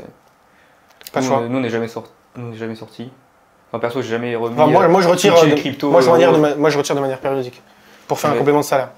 Parce qu'on se paye littéralement pas beaucoup on se verse le salaire minimum en fait avec notre société pour justement pas payer trop d'impôts et pour avoir de la trésorerie et puis pour prendre des salariés. Et moi je me fais un complément de revenu avec de la crypto. Ok. Ouais. Je comprends. J'aimerais vous parler d'un peu autre chose qui est le sujet de la gouvernance décentralisée, un peu le système de DAO que vous décriviez avec Lille. Comment ça fonctionne? DAO, marque déposée, hein, je préfère préciser, mais j'ai déjà les noms de domaine, j'ai déjà tout. Ouais, ça créera même un rappeur qui sera Lille DAO. Ah oui, Lille DAO, sympa. Ah ouais. Vas-y, reprends le nom. Couralimpi. Comment ça fonctionne en fait ces systèmes de gouvernance? Parce que de loin on comprend un peu l'idée, donc en gros c'est-à-dire une société ultra démocratique de manière radicale, c'est-à-dire tu as un nombre de votes en fonction du nombre de jetons que tu as, mais dans les faits ça se passe comment? Alors il y a deux problématiques, c'est que tu viens de le dire, est-ce que c'est vraiment démocratique si tout le monde n'a pas le même pouvoir de vote? Ça c'est la question qu'il faut se poser déjà en premier lieu. C'est une question. Est-ce que si tu mets 100 000 euros dans l'île et ton pote en met 10 000, est-ce qu'il faut que celui qui met plus ait un plus grand pouvoir de vote? Et si oui, est-ce que c'est vraiment fair si tu veux faire une démocratie? Et sinon, est-ce que ça l'est aussi? Sinon, est-ce que ça l'est? Parce que l'autre qui met 100 000, pourquoi il aurait moins de pouvoir de vote? C'est ça. Après, il peut avoir peut-être d'autres avantages. Une incitation financière sur l'activité que produit l'île en supplément de celui qui a mis moins. Peut-être droit de vote et investissement, quoi. Peut-être une meilleure cabane. Je sais pas, tu vois. Mais je pense que le droit de vote doit être équivalent. Moi, je suis pas partisan de t'es plus riche donc tu dois avoir un meilleur pouvoir de vote. Ouais. Parce que ça veut pas dire que c'est pas parce que t'es plus riche que t'es plus intelligent dans la manière d'organiser une société et de voter sur la vie politique. Ouais. Donc moi, j'aime bien le système français dans ses limites, sur le principe où un milliardaire, sauf si t'étais fin, mais un milliardaire et un smicard ont un pouvoir de vote égal 1 pouvoir de vote. Donc en fait, le pouvoir de vote d'un milliardaire et du smicard, il est fongible. Parce qu'il vaut 1 égale 1, tu vois. Après, on sait que dans les faits, c'est pas forcément le cas. Mais en France, on est quand même plutôt égalitaire en termes du droit de vote, je pense. Après les limites sont dans les médias et l'influence des votants, quoi. Voilà, exactement. Mais en termes du droit de vote, on est plutôt équilibré. On n'est pas comme tous les autres systèmes où il y a forcément de la tricherie ou des trucs un peu comme ça. En tout cas, je sais pas, mais je pense pas. Et donc moi, je pense que le droit de vote doit être équivalent, mais les avantages doivent être forcément pas équivalents. Moi, je suis libertarien, mais pas communiste. Je suis pas pour l'égalité de chaque personne entre elles. Je suis pour l'égalité de droit de parole et de vote et d'influence, mais pas d'avantages sociaux. Voilà. Je pense qu'il est normal qu'on ne soit pas tous égaux voilà, dans ce... Enfin, en tout cas, c'est mon avis. Et après, là, de toute façon, moi, la gouvernance au sein de l'écosystème Web3, pour moi, elle est biaisée, tu vois. Aujourd'hui, elle est biaisée, Elle est biaisée parce qu'il y a trop de gros, entre guillemets, gros poissons, etc., qui sont sur des protocoles depuis trop de temps et qui peuvent juste avoir un pouvoir de vote beaucoup trop important par rapport à 10 000 personnes, quoi, tu vois. Genre, ça représente, je sais pas, une personne représente 10 000 personnes, donc il y a de la gouvernance, mais elle n'est pas, enfin, si on veut reprendre démocratique, tu vois, mais je pense qu'il y a un système à revoir au sein de la gouvernance et du système actuel tel qu'on le connaît, quoi. Aujourd'hui, des personnes, des baleines, qu'on appelle les whales, elles peuvent s'emparer de droits de vote, de protocoles. Et donc, après, c'est aussi la théorie des jeux, c'est que, ok, certes, il a plus de pouvoir de vote qu'une autre personne sur le protocole, alors que ça se trouve, il utilise moins le protocole. Mais il faut pas que une personne est plus riche. Faut pas que le pouvoir de gouvernance qu'il a influe sur la gestion du projet, quoi. Il peut avoir des récompenses annexes qui les récompensent parce qu'il a plus de tokens, tu vois. Ouais, mais c'est là où est le jeu, la théorie des jeux intéressante. C'est parce qu'il a plus de pouvoir de vote sur le protocole et donc il aura plus d'influence sur le protocole. Mais comme il a plus de tokens du protocole, il a plus intérêt à prendre des bonnes décisions. Ouais. Donc en même temps, il y a une incitation. C'est-à-dire, tu as plus d'argent, ce que j'allais dire, donc tu as plus de pouvoir de vote, mais en même temps, tu as plus intérêt à prendre de meilleures décisions. Parce que si jamais il y a des gens qui ont un faible pouvoir de vote, enfin un grand pouvoir de vote alors qu'ils ont un faible investissement, c'est difficile pour lui d'accepter une décision qui va selon lui contre son intérêt. Donc il y a un positif et un négatif. Ouais. Donc comme dans tout système, je pense. Et qu'est-ce qui manque pour une meilleure adoption du coup de tous ces systèmes? Une meilleure adoption du Web3 du Web3, des cryptos. Je crois l'onboarding utilisateur et l'expérience. Et l'expérience utilisateur. Pour le moment, tu peux pas. Tout ce qu'il y a de présent sur l'écosystème Web3, c'est fait pour une bande des geeks ou des personnes qui ont vraiment dit. La plupart des projets. C'est quoi le problème? C'est en gros c'est l'UX de Discord et Binance. La complexité des projets. Par exemple, si tu veux faire de la DeFi à l'heure actuelle, c'est un peu compliqué. C'est-à-dire que si tu vas aller sur des protocoles DeFi, tu peux pas. Bon, après, il y avait Celsius, etc. mais c'est pas des protocoles DeFi. Non, qui essayaient de simplifier le tout pour te dire tu t'achètes tant de tokens et tu mets tant de tokens à X pourcentage et tu gagnes X pourcentage à l'année. Et si tu veux faire de la DeFi, là, il va falloir que tu commences. Tu ailles sur une plateforme centralisée pour centraliser ou alors du fiat on ramp. Mais là, si tu parles de fiat on ramp, centralisé ou. Définis ce que c'est. En gros, c'est une application qui te permet de. Tu mets des euros, ça arrive directement en token sur ton portefeuille. Mais du coup, il n'y a pas comme Binance, comme Coinbase, Revolut, exactement. C'est ça. Donc du coup, tu as le frein de ok, il faut que j'aille sur un exchange pour acheter des tokens. Et comment fonctionne la plateforme et comment fonctionne l'achat? Là, tu as le passeport. Il faut mettre ton passeport déjà pour vérifier ton identité, pour pouvoir acheter. Identité. Après, de là, il faut que tu te fasses un portefeuille Web3. Attends, tu as les preuves de la banque aussi. Il faut faire le virement de ta banque vers la plateforme. Et là, il y a des banques qui n'acceptent pas de faire des virements vers des plateformes crypto. C'est ça. Donc, mais oui, mais on a déjà vu plein de cas. LCL, désolé s'il y en a qui travaillent à LCL, mais vous n'êtes pas spécialiste crypto, quoi. LCL, ils n'acceptent pas que tu fasses un virement de ta banque vers le compte crypto. Il y a plein d'autres sociétés, certaines caisses d'épargne. Enfin, bref, après ça dépend aussi, chaque banque est différente, parce que c'est pas la holding mère qui dit faites pas de virement vers les cryptos. C'est les entreprises commerciales, les patrons de chaque agence qui ont leurs propres règles. Mais pour revenir à l'onboarding des personnes dans le Web3, tu as le frein d'accès sur la plateforme centralisée. La plupart des personnes passent par là, plateforme centralisée. Après, il faut que tu crées ton portefeuille Web3. Donc le portefeuille Web3, il faut savoir comment le télécharger, aller sur le bon site, le mettre en place. Une fois que tu as ça, c'est comment envoyer des tokens sur ce wallet-là, parce qu'ils te pour aller sur les plateformes. Ils te disent pas comment faire, quoi. Donc c'est à toi de te réfléchir comment faire. Une fois que tu as créé ton portefeuille et que tu as tes fonds dessus, il faut que tu ailles sur des protocoles de finance décentralisée pour pouvoir accéder à la finance décentralisée. Mais là, il faut que tu connectes ton portefeuille à la plateforme, que tu sois bien sûr que le protocole ce soit le bon, etc. Une fois que tu as connecté... Il faut avoir fait l'analyse du protocole. Parce que si tu te connectes à un protocole qui est malicieux ou alors qui est juste pas stable, tu peux perdre tes fonds en faisant du revenu passif sur un protocole. Voilà. Ou alors tu achètes un mauvais token et que tu envoies le token à la mauvaise adresse ou tu es sur la mauvaise adresse. Non, même le mauvais circuit. Tu passes d'un MetaMask à Binance. Exactement. C'est sur la bonne chain, quoi. Exactement. Donc tu as tous ces freins là qui qui font que le Web3 c'est pas si accessible que ça. Et c'est pour ça qu'il y a eu je pense un énorme boom sur l'écosystème des NFT. C'est que en fait les gens savaient que ok, je peux aller sur la plateforme OpenSea, parce qu'OpenSea maintenant tu peux y aller, je crois, acheter ou mettre des fonds directement via une carte bleue, et du coup acheter ton NFT comme ça. Et en fait les gens, quand ils achetaient un NFT, ils voyaient ce qu'ils achetaient en gros. Tu vois, j'achète cette image, et je l'ai quoi, genre c'est mon image, etc. Et c'est pour ça que tout le monde s'est rué sur les NFT, parce que c'était facile à comprendre. Tu mets de l'argent et tu reçois une image, ou tu mets de l'argent et tu reçois un Pokémon avec lequel tu peux aller jouer sur un play to earn, tu vois, genre en mode faire des sauts, etc. Donc l'onboarding, je pense que sur Web3 est encore très très compliqué. Et le plus compliqué, ça sera d'arriver à faire la transition d'accueillir les personnes qui sont dans le Web 2, enfin le Web 2, ce qu'on appelle le Web 2, ce qu'on connaît actuellement, vers le Web 3. Tu vois. Et là, une fois que tu as arrivé à onboard ces personnes du Web 2 vers le Web 3, il va falloir les former ou réussir à mettre en place des protocoles ou des entreprises qui vont t'expliquer ou te permettre d'avoir des services qui, comme actuellement, un mail, tu sais que tu as juste à mettre une adresse mail et ton destinataire et adresse de réception, t'écris quoi. Mais tu sais pas comment le protocole fonctionne derrière, etc. Alors qu'aujourd'hui, il faut connaître tout ça pour pouvoir faire de la DeFi, etc. Tu vois, genre en mode...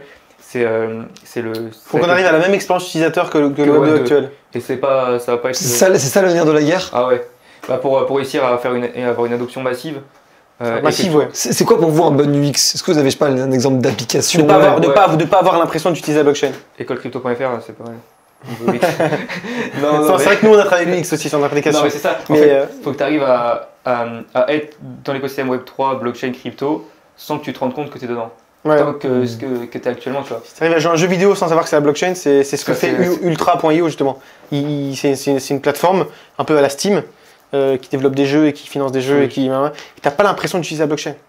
Et ça c'est ouf. Et c'est là où vraiment, parce qu'en fait quand tu utilises Internet, t'as pas l'impression d'utiliser des serveurs qui sont là, qui envoient des données là, et tout, des applis.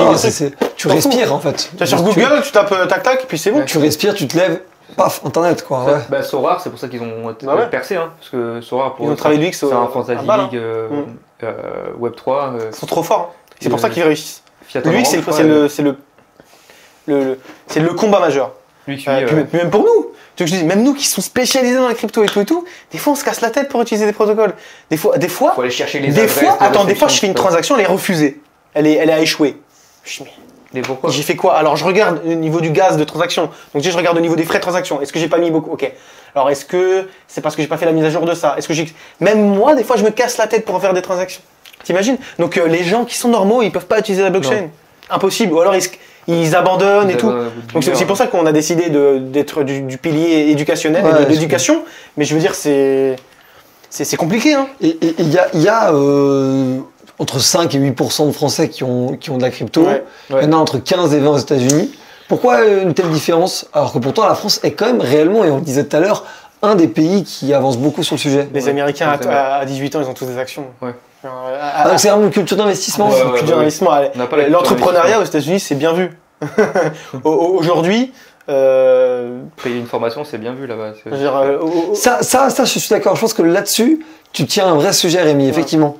Le côté formation en France, c'est vraiment vu comme l'étudiant fauché qui va dépenser ses derniers euros dans le dernier espoir que va être une formation de Yomi Denzel. Exactement. Alors qu'en vrai, j'ai vu sa vidéo d'ailleurs aussi où il dit il n'y a pas de honte à se payer une formation. Je sais plus ce qu'il dit exactement, mais c'est très intéressant. C'est parce que l'école elle est gratuite de base ici. Bah ouais. Donc l'éducation est gratuite de base. Tu payes 40 000 euros pour un diplôme, mais pas 2 000 pour une formation. L'éducation est gratuite de base ici. Donc tu peux pas.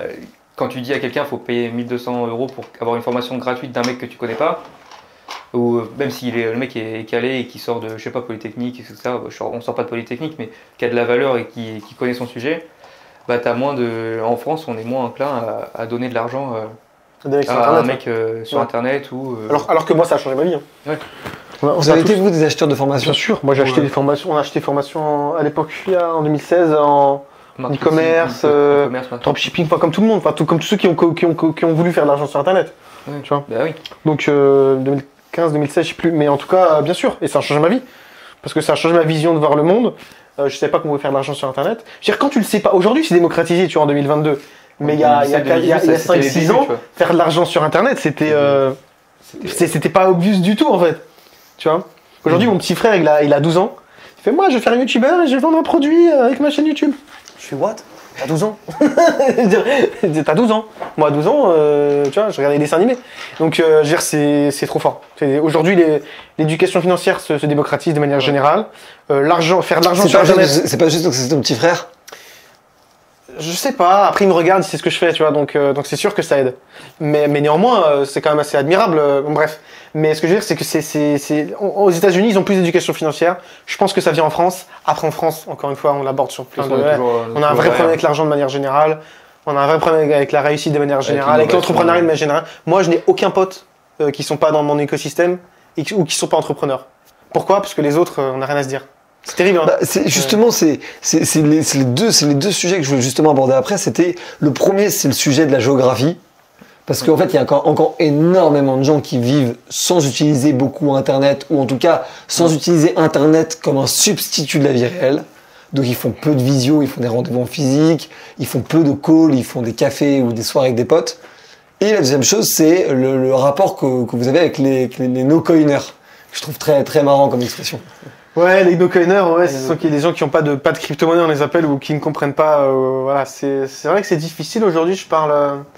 Enfin, moi, de manière générale, j'ai assez peu de relations avec des gens qui sont pas dans notre écosystème, parce qu'en fait, on a tellement pas les mêmes problématiques et pas la même vision de la vie. Alors, ça peut paraître prétentieux de dire ça, et je suis désolé, mais c'est complexe. Enfin, je sais pas, toi, ton avis, toi, je sais que tu sors un peu plus. Moi, je me suis exilé dans une petite ville exprès pour justement pour m'éloigner de tout ça et tranquille. C'est vrai que les no-coiners, les no-coiners, les personnes qui sont pas dans le... Les normies.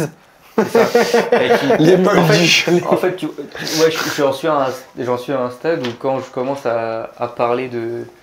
Pas que ça m'énerve, mais j'ai plus trop envie de parler de ce que je fais ou de la crypto, pourquoi c'est cool, etc.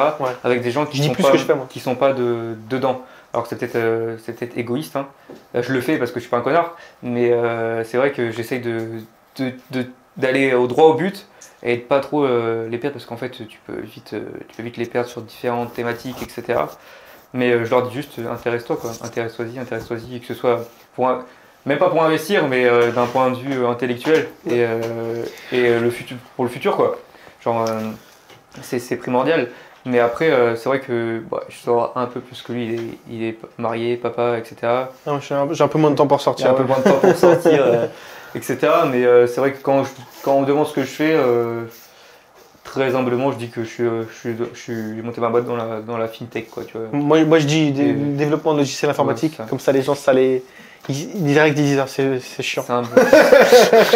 J'ai pas envie de lui poser plus de questions. On comprend que tu gagnes de l'argent, mais c'est chiant. Et après, c'est aussi une question c'est aussi par rapport à une certaine sécurité, tu vois. Genre, si tu dis que t'es dans la crypto, etc. Ouais, déjà. Lui, il est dans la crypto, etc. Va le voir. Ou... Tu vois, il y a eu des histoires comme ça. Mais par rapport à ça, parce que du coup, il y a aussi beaucoup de vos amis qui sont aussi des gens, en fait, que vous n'avez pas forcément beaucoup vu dans la vie réelle non plus, en fait. Alors ouais, carrément. Il y a des mecs que je suis plus proche, genre sur... Anthony, tu l'as vu une fois? Anthony, je l'ai vu une. Notre associé qui est CTO aussi de notre structure, qui est un ingénieur informatique et qui nous aide parce qu'il a une vision. Nous, on sort d'école de commerce. Comment il s'appelle? Anthony, il s'est expatrié en Thaïlande actuellement, donc il est très bien là-bas. D'ailleurs, je fais un big up. Ouais, donc lui, il s'est expatrié là-bas, mais il a également la même vision que nous sur la crypto et tout. Je suis plus proche avec des mecs des clients. Mais on est plus proche avec des membres, des clients ou des gens qui ont travaillé qu'on n'a jamais vu. Moi, il y a une personne incroyable, c'est Thibaut. Je lui dis bonjour, je sais pas s'il regarde la vidéo, mais Thibaut, c'est le créateur de On-Chain Jobs, le fondateur de On-Chain Jobs. C'est un mec avec qui je parle depuis 4 ans. 4 ans, c'est beaucoup quand même. Et on s'est vu 2 fois. Et on se parle comme si on était frères, tu vois. C'est un truc, c'est un truc où à travers notre écosystème et aussi à travers nos générations et l'avènement d'Internet et tout ça et des communautés en ligne, aujourd'hui, je sais pas, tu peux te sentir plus proche d'un créateur de contenu. Genre, moi, je te rencontre là pour la première fois, j'ai l'impression d'être déjà proche de toi, tu vois. Alors aussi parce qu'on s'est parlé en audio, mais c'est vrai que j'ai l'impression qu'on se connaît déjà. Tu vois, j'ai l'impression de te connaître déjà et il y a plein de gens comme ça en fait. Tu vois, et en fait, il y a aussi le fait de la puissance des stories et de Instagram vidéos, qui met une proximité aussi humaine, mais aussi les vidéos, enfin bref. Donc ouais, non, la plupart des gens avec qui je parle, moi, de manière générale, des associés, des prestataires, nos 2 salariés, on les a jamais vus. Ouais, Jamais t'as vu rencontré. une fois. Ah si, Deux fois. pardon, une fois chacun. Une ou deux fois On chacun. a rencontré une fois chacun. Mais C'est pas bon. pour signer le contrat, quoi. Il travaille déjà avec nous depuis un an. Donc et c'est incroyable. Donc, Mais ça fait très, enfin, ce que vous me décrivez, ça fait très, je le dis comme ça, hein, en tout cas, j'essaie d'être un œil plus extérieur, mais ça fait très, la société est une matrice et la blockchain est une pilule rouge, quoi. Exactement. Non, mais c'est comme ça que vous le vivez, vous? Clairement. Ouais. Donc il y a aussi quelque chose d'excitant, enfin, il y a une logique un peu de rébellion, quoi, derrière. Ouais, aussi. ouais. De ouf. Non, Ça, au fond de nous-mêmes, on sait très bien qu'on est au début de quelque chose Ouais. de grand, qui va prendre le pas sur. c'est une autre vision du monde, en fait. Ça. C'est une autre vision du monde. Il y a aussi parce que le fait on peut faire beaucoup d'argent rapidement et qu'on peut en perdre aussi beaucoup rapidement. Mais du coup, tu as un sentiment de puissance et de différence. Je veux dire, à 27 ans, moi, j'ai fait des sommes, j'ai perdu des sommes évidemment, mais j'ai fait des sommes que j'aurais pas pu gagner dans toute ma vie. Tu vois, ou alors, peut-être en 20, 30 ans de carrière, tu vois. Enfin, je veux dire, je peux me payer des choses que je pourrais pas me payer, genre, tu vois, ou que j'aurais pas pu avec un salaire normal. Et il y a aussi le fait qu'on touche beaucoup d'argent et qu'on parle avec des gens qui ont beaucoup d'argent, donc ça c'est aussi un écosystème intéressant pour ça. Mais le fait qu'on voit des choses et on assiste à la construction pour nous qui est le futur, c'est-à-dire la digitalisation de tous les services financiers, la digitalisation aussi de la vie à travers le métaverse. Ça, ce que je dis, on est encore un peu loin de ça, mais on est plus proche de la DeFi que du métaverse. Mais bon, voilà. Donc en fait, c'est assez incroyable en fait de se dire qu'on assiste à tout ça. On a une distance par rapport aux problématiques. Moi, je regarde pas les nouvelles, je regarde pas les informations.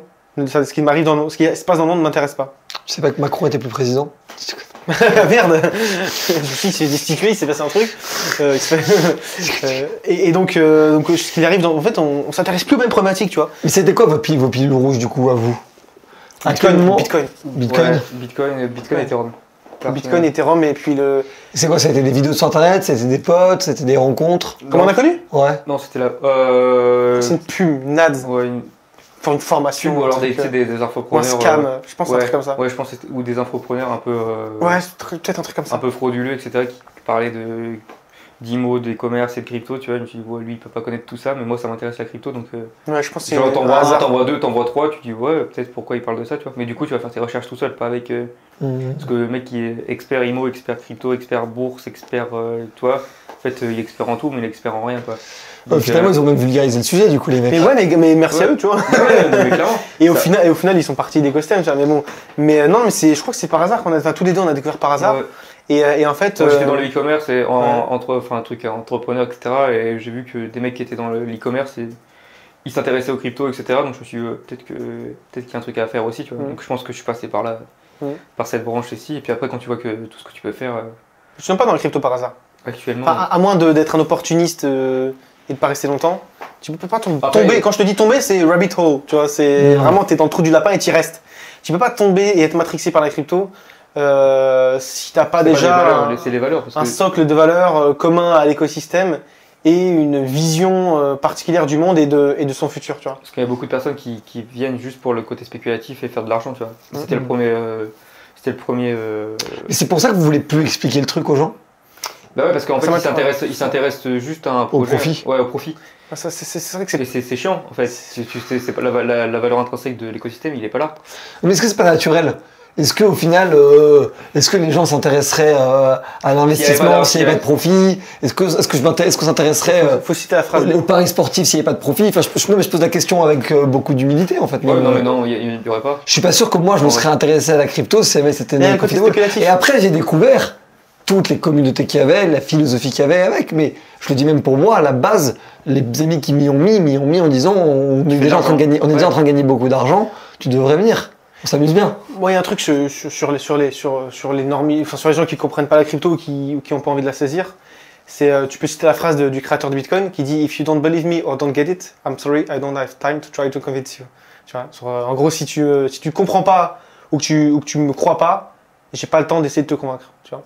Et ben c'est ça en fait, c'est que l'écosystème bouge tellement vite et tout que si t'es pas déjà dans le programme et le formatage du fait que le système monétaire ne fonctionne pas et on a besoin d'une alternative, moi c'est pas mon travail d'essayer de te convaincre. Ça, moi j'ai des potes qui viennent juste parfois me voir quand ça monte, tu vois. Et dire ouais, tu penses que c'est au moment d'investir. Alors c'est mes potes, je leur réponds, tu vois, parce que je vais pas faire le. Généralement, quand ils viennent, c'est qu'il sait pas le moment d'investir. Connard, tu vois, mais genre, je lui dis, frérot, ça fait 5 ans que je t'en parle. Ethereum, je t'en ai parlé, il était à $80, là il a 2000 ou 4000 balles, et tu me dis c'est le moment d'investir. Je fais, reste où t'es, et je te dirai quand le prochain moment, tu vois. Au final, il investit quand même, il s'est fait rect. Donc c'est dommage parce que. Si votre grand-mère vous en parle, c'est que c'est le moment de vendre. Bah ouais. J'ai des indicateurs humains, moi personnellement, qui fonctionnent. Ouais, ça. Le boulanger, tu te rappelles quand on parlait d'un mec, j'entendais le boulanger et tout, qui parlait de ça et tout. Je vais avoir un vocal en mode mec, c'est le top, tu vois. Ethereum était à 4200, je sais pas quoi. Moi j'avais vendu à 4200, j'avais vendu vers 4000. Je dis mec, boulanger et tout, là on parle. Boulanger, d'autres personnes, t'en entends parler dans la rue, tu vois. Là tu fais. Ouais. Mais c'est pas une blague quand on dit que c'est quoi, c'est le père de Kennedy qui disait que si mon cireur de chaussures me parle d'une action achetée, je vais la vendre et je vais à levier jusqu'au tréfonds, quoi. Quand tout le monde en parle, c'est horrible. Tout le monde en parle, c'est que c'est déjà trop tard, tu vois. Ouais. D'un point de vue spéculatif, hein. Ouais, mais ça je comprends complètement. Et puis c'est la phrase, c'est ton grand-père t'en parle, c'est que c'est le moment de vendre pour la crypto. Il y a eu cette phrase-là du youtubeur Moon. Mais dans ce cas-là, je vous pose la question, si vous voulez pas vulgariser auprès du grand public, et que le grand public reste une des clés pour en faire le nouveau système, dans ce cas-là, qui doit le faire? En fait, tu peux pas provoquer une transition de quelqu'un. Alors, si tu vas pas, c'est un chemin personnel, presque spirituel. C'est un chemin personnel. Alors, t'as pas découvert l'entrepreneuriat parce qu'un mec qui t'a dit vas-y entreprends, fais de l'argent, crée une société. Non, c'est un parcours de réflexion personnelle. Tu te rends compte de certaines choses. Tu dis ok, et du coup je lui cherche des solutions. Tu peux pas créer une transition de quelqu'un. Nous on est là pour aider les gens qui ont déjà cette transition, tu vois. Je vous prends juste mon exemple personnel, mais moi ce qui m'a mis à l'entrepreneuriat, et j'avais 13-14 ans à l'époque, c'est le film Catch Me If You Can. Okay. Ah trop bien, très où je me suis rendu compte en fait de tout le potentiel en fait, et puis à l'époque c'était juste de l'achat-revente de trucs, mais je me suis rendu le potentiel de je prends cette bouteille, elle vaut $5 là, si je la déplace dans un autre écosystème, dans un autre endroit, par exemple à la sortie du sport ou dans le désert, elle vaudra plus cher. Parce que le besoin sera plus fort et plus rare à ce moment-là. Mais ça, c'est un film. Donc c'est peut-être pas personnel, mais je pose surtout la question de la vulgarisation du grand public. Alors en fait. je suis pas certain. C'est le rôle de qui et comment vous positionnez par rapport à ça. Je suis pas certain que tu aies eu une transcendance ce jour-là. Non, mais juste après c'est pour ça que je dis que c'est un parcours personnel. Ok, je veux dire. Alors qui fait l'étincelle dans ce cas-là de départ? Voilà. Mais je pense qu'il faut que tout à chacun. Je pense que c'est comme on va obliger personne à lire de la philosophie. Si jamais tu as envie de lire de la philosophie, c'est un choix que tu fais personnel. Donc c'est pareil. Alors tu vas pas t'éduquer financièrement parce qu'on t'oblige à le faire. Si ça t'intéresse pas, ça t'intéresse pas. Tu vois. Donc si c'est pas dans ta problématique, tu vas pas chercher à le faire. Donc alors après, encore une fois, ça peut paraître prétentieux, ça peut paraître X, mais c'est un parcours et un déclenchement qu'il faut faire de manière personnelle. Tu vas pas déclencher. Après on dit ça nous saoule ça nous saoule de parler de crypto à des no-coiners, etc. Mais on le fait quand même au travers de nos médias, etc. Tu vois. Bien sûr. C'est pas péjoratif. On a sûrement aidé des personnes qui ont cherché cette transition justement. Chaque acteur crypto a ce rôle-là de démocratiser et d'essayer d'attirer la curiosité, en tout cas sur l'écosystème, pour que celui qui ne s'y intéresse pas ou très peu, etc. Passe de très peu à peu, beaucoup, extrême, tu vois. Mais je pense que Thibaut, moi-même, tous les acteurs francophones crypto ou autres, même pas francophones, on a tous un rôle à jouer d'attirer la curiosité en mettant des stories, en partageant du contenu, en expliquant tel ou tel protocole, en expliquant ça, c'est un travail de fond, etc. Mais tu veux pas, on se coupe pas à la personne. Tu peux pas aller voir la personne et lui dire mec, vas-y, viens, je t'apprends de la crypto, tu vois. S'il veut pas, lui, au fond de lui-même, non, tu vois. Mais je pense que ça passionne pas du tout. C'est au final de rabâcher, tu vois. Genre, rabâcher, t'entends crypto. On a tous les deux des amis qui nous connaissent depuis une dizaine d'années et qui nous voient évoluer et qui s'intéressent toujours pas à la crypto, tu vois. Alors qu'ils voient qu'on change notre rythme de vie, parce qu'ils voient qu'on gagne plus d'argent. Ils voient qu'on s'épanouit parce qu'on participe à des conférences. Ils voient qu'on crée une société qui fonctionne, tu vois. Ils voient tout ça, ils observent tout ça et comme c'est des amis proches, ils kiffent. mais pourtant ils s'intéressent toujours pas Et à la en fait, crypto, tu vois. Donc tu peux pas provoquer ça en fait. Et le truc, c'est pas que moi je veux pas, c'est juste que ça m'énerve. Ça fait 5 ans que je suis dedans, j'ai des potes, ça fait 5 ans qu'ils savent que je suis dedans, etc. Et à chaque fois, ils viennent au mauvais moment, quoi. Alors que ça fait 5 ans que je leur en parle, etc. C'est juste qu'au bout d'un moment, j'ai envie de lui dire, mec, ça fait. Non, tu vois, genre, ça fait un tas de temps que je t'ai dit, j'ai du temps, je peux t'expliquer, viens, etc. Et au final, quand il va, je suis déjà allé chez un pote, et je lui ai expliqué, etc. Et au final, ça s'est bien passé, ça lui a plu, tu vois. Mais il s'est intéressé pendant une semaine ou deux, et après, il a fait n'importe quoi. Il a acheté des trucs, je lui ai dit, mais fais pas ça, etc. Il fait, ouais, mais si, t'inquiète, etc. Et au final, Humilité. en fait, c'est pas que tu peux rien faire avec ces gens-là, mais c'est juste que bah, si tu leur expliques des choses qui sont pas en lien avec ce que eux ils pensent ou leurs valeurs, bah ils t'écouteront pas. Par exemple, nous, ça fait début d'année là qu'on dit que le bull market c'est fini, on est en bear, etc. Le 25 janvier, on a publié, c'est fini. On a dit c'est fini, on est en bear. On était à 47. Et t'as, je pense, une majorité de notre audience qui nous prenait pour des cru. qui nous ont pas cru, tu vois. Donc en fait, vous avez affiché publiquement votre analyse de marché. Pas publiquement pour ceux qui payent le service. Publiquement, vous dire publiquement auprès de nos clients. Que fallait faire attention. Après, sans dire, etc. On l'affiche publiquement, mais avec des pincettes. Avec un langage pas direct, subtilement. Pour pas léser ceux qui payent le service. Mais on essaie de faire comprendre de manière subjective, parce que pour aider tout le monde. Mais nos clients, on leur dit, les mecs, c'est fini, vendez, tu vois. Et la communauté publique, on leur dit, faites attention, c'est peut-être pas le moment d'acheter le dip, tu vois. C'est plus subtil. Mais tu vas pas pouvoir, tu crois pas un mec qui va te dire, c'est fini. Enfin, c'est fini le bull market. Là, on passe en bear, mais tu te rends pas compte actuellement. Parce que, en fait, dans le marché, tu avais des coins à droite à gauche qui faisaient juste des transferts de liquidités qui faisaient que, bah, par exemple, Bitcoin descendait, mais tu avais des altcoins qui commençaient à péter, etc. Et tout le monde parlait d'alt season, etc. En fait, c'était juste un transfert de liquidité qui faisait que les sous sortaient de Bitcoin et d'Ethereum allaient dans d'autres tokens pour que les personnes plus à même de gérer le marché puissent sortir leur liquidité de certaines cryptos. Et en fait, quand tu dis à ce moment-là que c'est fini alors que tu as des coins qui prennent 20-30%, les gens ils te croient pas en fait. Tant qu'ils n'ont pas le nez dans la merde et que Bitcoin n'est pas à 20K, quand tu leur dis c'est fini, ouais, je pense, ouais, c'est fini, tu vois. Mais quand ça monte à droite à gauche, etc., et que toi tu donnes ta vision, encore une fois, claire et précise, et que tu restes sur ta vision, parce que nous on est resté dessus. Hein. Non, pour le coup, on est resté dessus. On est resté dessus. On n'en a pas démordu. Hein. Et c'est une des rares fois où vraiment on n'a pas changé d'avis, parce que le marché a baissé, puis il a remonté par la suite. Et tout le monde se disait, vous êtes sûrement trompé, tu vois. Non, vous n'êtes pas trompé. C'est pas trompé. Fallait te dire, hein, parce que je faisais pas aussi le fier que maintenant. Hein. Mais non, mais c'est vrai. Oui, mais vous en sentez renforcé dans l'analyse. Mais du coup, par rapport à ça, il y a du coup deux questions moi, qui me viennent vraiment instantanément. C'est de une, les influenceurs crypto qui sont plus là pour faire de la vulgarisation que du track record. Et d'un autre côté, du coup, la corrélation entre la taille de la communauté et la qualité des conseils apportés. Non, plus tu as une grosse communauté, plus tu fais du bullshit. Enfin, c'est peut-être. Ça dépend des gens. C'est peut-être. Avec quelques exceptions. C'est dit trashement, mais. Asher, c'est une des exceptions. Ouais, Asher, non. Mais pourquoi ça? Mais parce qu'en fait, c'est tellement simple de faire de l'argent quand tu as une grosse communauté que tu peux donner des infos. Il y a aussi les algorithmes qu'il ne faut pas oublier. Hein. Les algorithmes. Il y a des youtubeurs ou des influenceurs qui sont devenus millionnaires. Avec l'affiliation. Avec l'affiliation. Juste pour te dire, vas-y, passe par crypto.com ou passe par Binance. Ouais, par Binance ou, etc. ou même vendre des produits par affiliation. Mais est-ce qu'eux ne sont pas là en train d'aider pour la cause aussi de l'adoption? Bien sûr. Ils aident, mais. Parce que parfois j'ai l'impression de voir un peu, je dis d'un œil très extérieur à ça, j'ai l'impression de voir parfois un peu un clash entre Asher qui est très gros, mais vous. On va dire vous et puis d'autres. Hein. Je peux citer notamment Major, par exemple, qui est un gros investisseur crypto qui est basé en Suisse aussi. Je sais pas que c'est. Bon, c'est un gros investisseur. Il fait quoi?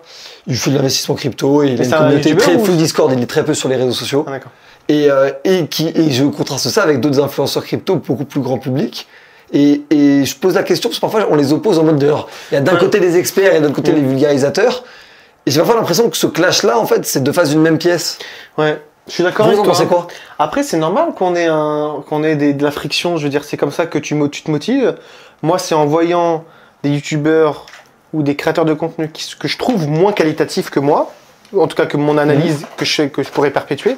ça me motive à me dire ah ouais, il fait chier, il a plus de vision que moi, j'ai envie d'y aller. Donc c'est deux côtés de la pièce, mais au final la pièce c'est deux côtés de la pièce, donc ça fait une pièce, tu vois. Donc au final sans l'un sans l'autre, voilà. Non, je pense que c'est motivant. Après c'est aussi frustrant de se dire qu'il y a des gens qui deviennent riches sur le dos de leur communauté. C'est ça. Ça c'est frustrant. Parce que devenir riche par affiliation, tu crées de la valeur, elle est où la fierté dans tout ça? Enfin, t'as su comprendre l'algorithme, t'as su faire un hold-up, c'est très bien. Parce que s'il y avait un lien d'affiliation, mais qu'il y avait 0 € à faire, le mec il serait sur une autre niche. T'envoies les gens au casse-pipe en fait.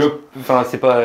Ok, je comprends. C'est qu'en fait, t'es là par hype du phénomène. T'es là par hype du phénomène de l'affiliation qui te permet de gagner de l'argent, et après tu t'intéresses aux autres. Mais en fait, t'es dans la matrice de te dire putain, je gagne de l'argent grâce à un lien d'affiliation, l'écosystème m'intéresse aussi. Il m'intéresse et en plus je gagne de l'argent, donc je reste dedans, tu vois. C'est frustrant, mais c'est pas parce que c'est frustrant pour nous que ils sont pas nécessaires à l'écosystème, ou alors que s'ils n'existaient pas. Après je crache pas dessus, c'est comme ça. C'est comme ça. Après moi je fais beaucoup confiance au personal branding.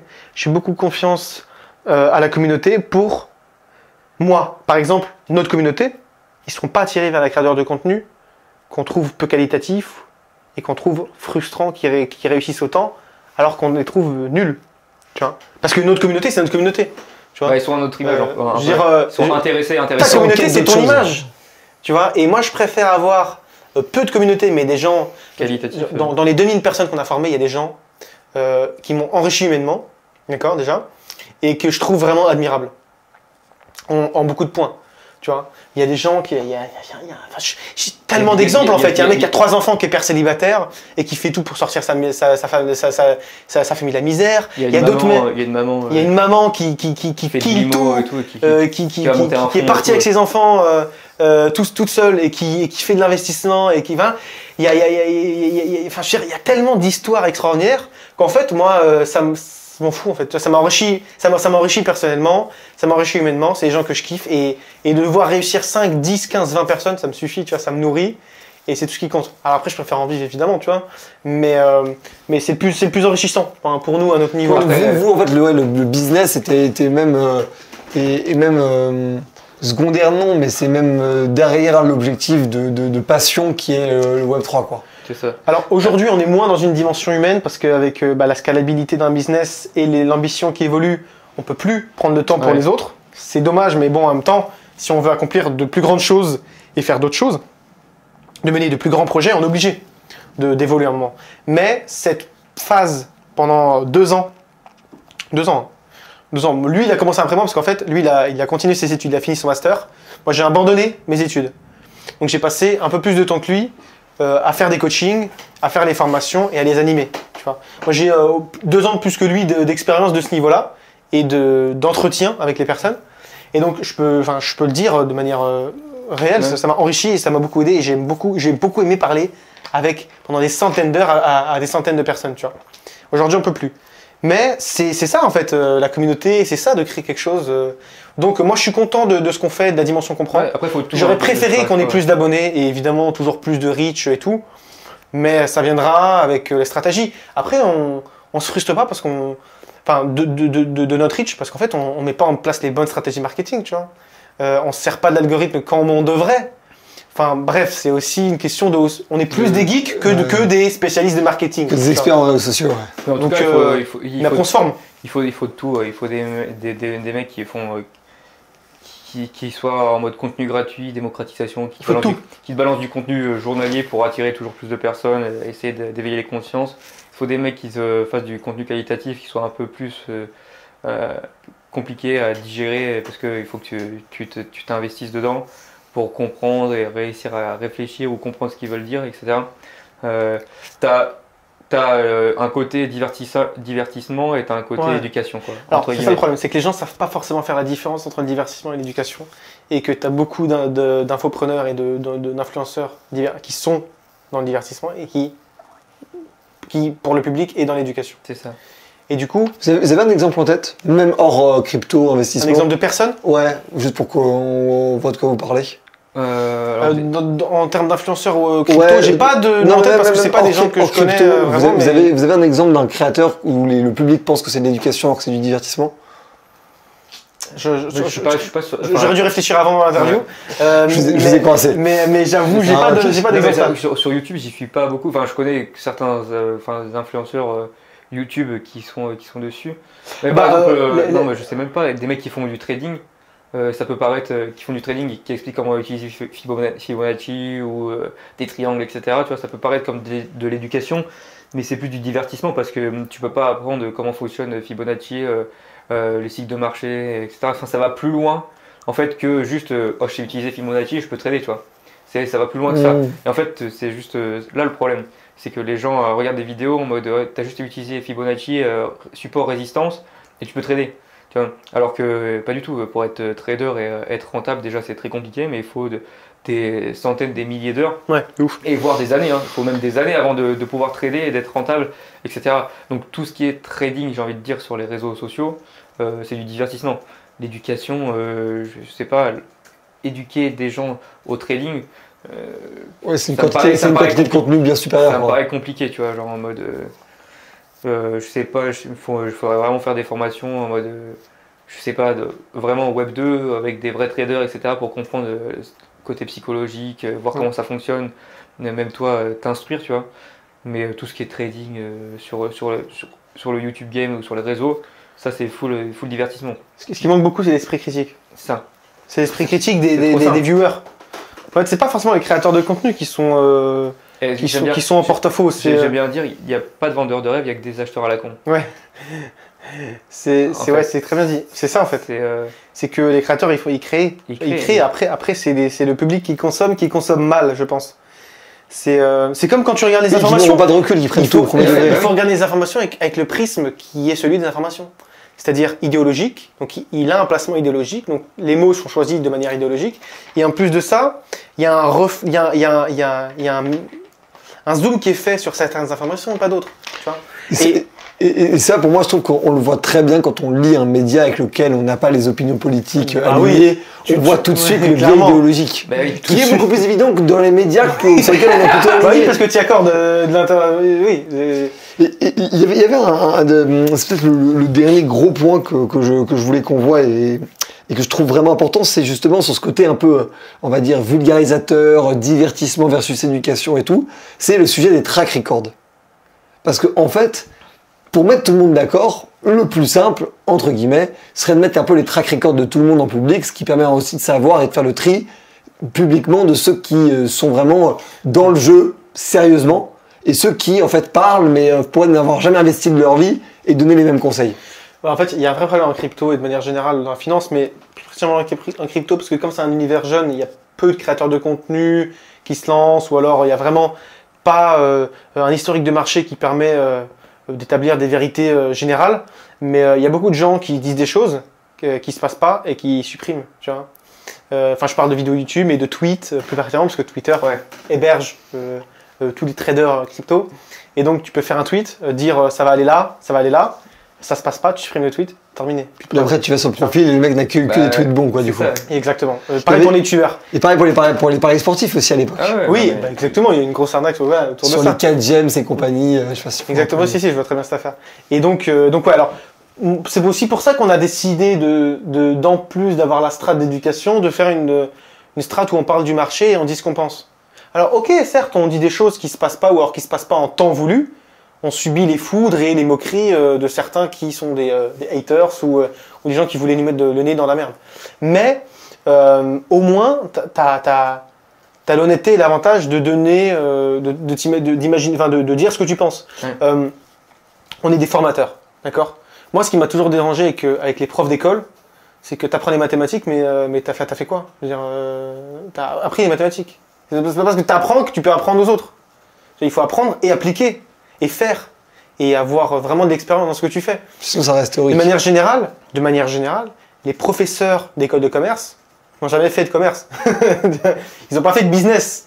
C'est comme si tu apprends l'entrepreneuriat, mais tu n'as jamais créé... c'est pas parce que tu as créé une société, que tu as vendu 100 000 euros de produits, que tu peux faire une formation sur l'entrepreneuriat. Enfin, tu vois, il faut avoir fait... c'est aussi pour ça, tu vois, que je ne me considère pas comme entrepreneur aujourd'hui. J'ai pas l'égocentrisme de me dire que je suis entrepreneur. On n'est pas entrepreneur. On a créé on s'amuse. On a créé une société sur Internet. on a réussi à créer une communauté, à faire un peu de CA. On n'est pas entrepreneur. Alors après, Enfin, peut-être tu vois ce que je veux avec dire. ce qui arrive, on va peut-être. Avec ce qui arrive, les prochains projets, ouais, là, pour moi, on va passer le stade de vrai entrepreneur. Mais jusqu'à présent. Parce qu'on va faire une vraie aventure, tu vois, un vrai truc, un projet qui pète, qui a une vraie stratégie. Là, on n'a pas de stratégie, on n'a pas de. On fait ce qu'on aime, on prend les feedbacks clients évidemment pour améliorer notre produit. Je ne me considère pas comme entrepreneur, tu vois. Et c'est pas le CA qui compte, tu vois. C'est ce que tu fais réellement. Et se considérer comme entrepreneur alors que tu as créé une société qui a fait 100 000 euros de CA ou 200 000 ou 500 000, peu importe, tu vois. C'est comme pas. Enfin, moi je trouve pas. C'est pas parce que tu as permis que tu as un chauffeur, tu as un conducteur, tu vois. Il faut que tu aies 1000 heures de conduite et que tu aies fait des vrais trucs, tu vois. Donc c'est. Je sais pas d'avoir le papier pour dire que sur le papier. C'est parce que c'est sur le papier que c'est dans la vraie vie, tu vois. C'est pour ça qu'on n'est jamais allé gratter l'amitié gratter ou aller voir des personnes avant, tu vois. Parce qu'on n'avait pas cette légitimité pour nous. En mode, on a un compte Instagram, on a un produit. Instagram, on a un compte Twitter, on n'est pas entrepreneur, tu vois. Parce qu'on a une société que. Et on a des clients, tu vois. On est businessman. Tu peux vite dire que tu es entrepreneur et que tu as créé quelque chose, mais en soi, moi parfois, je me suis senti souvent, genre en mode pas légitime vis-à-vis d'autres personnes à côté, tu vois, genre en mode qui avaient créé des vrais trucs, etc. Tu vois, quand j'ai parlé ou que je vois Asher, tu vois, j'ai toujours le truc en mode putain.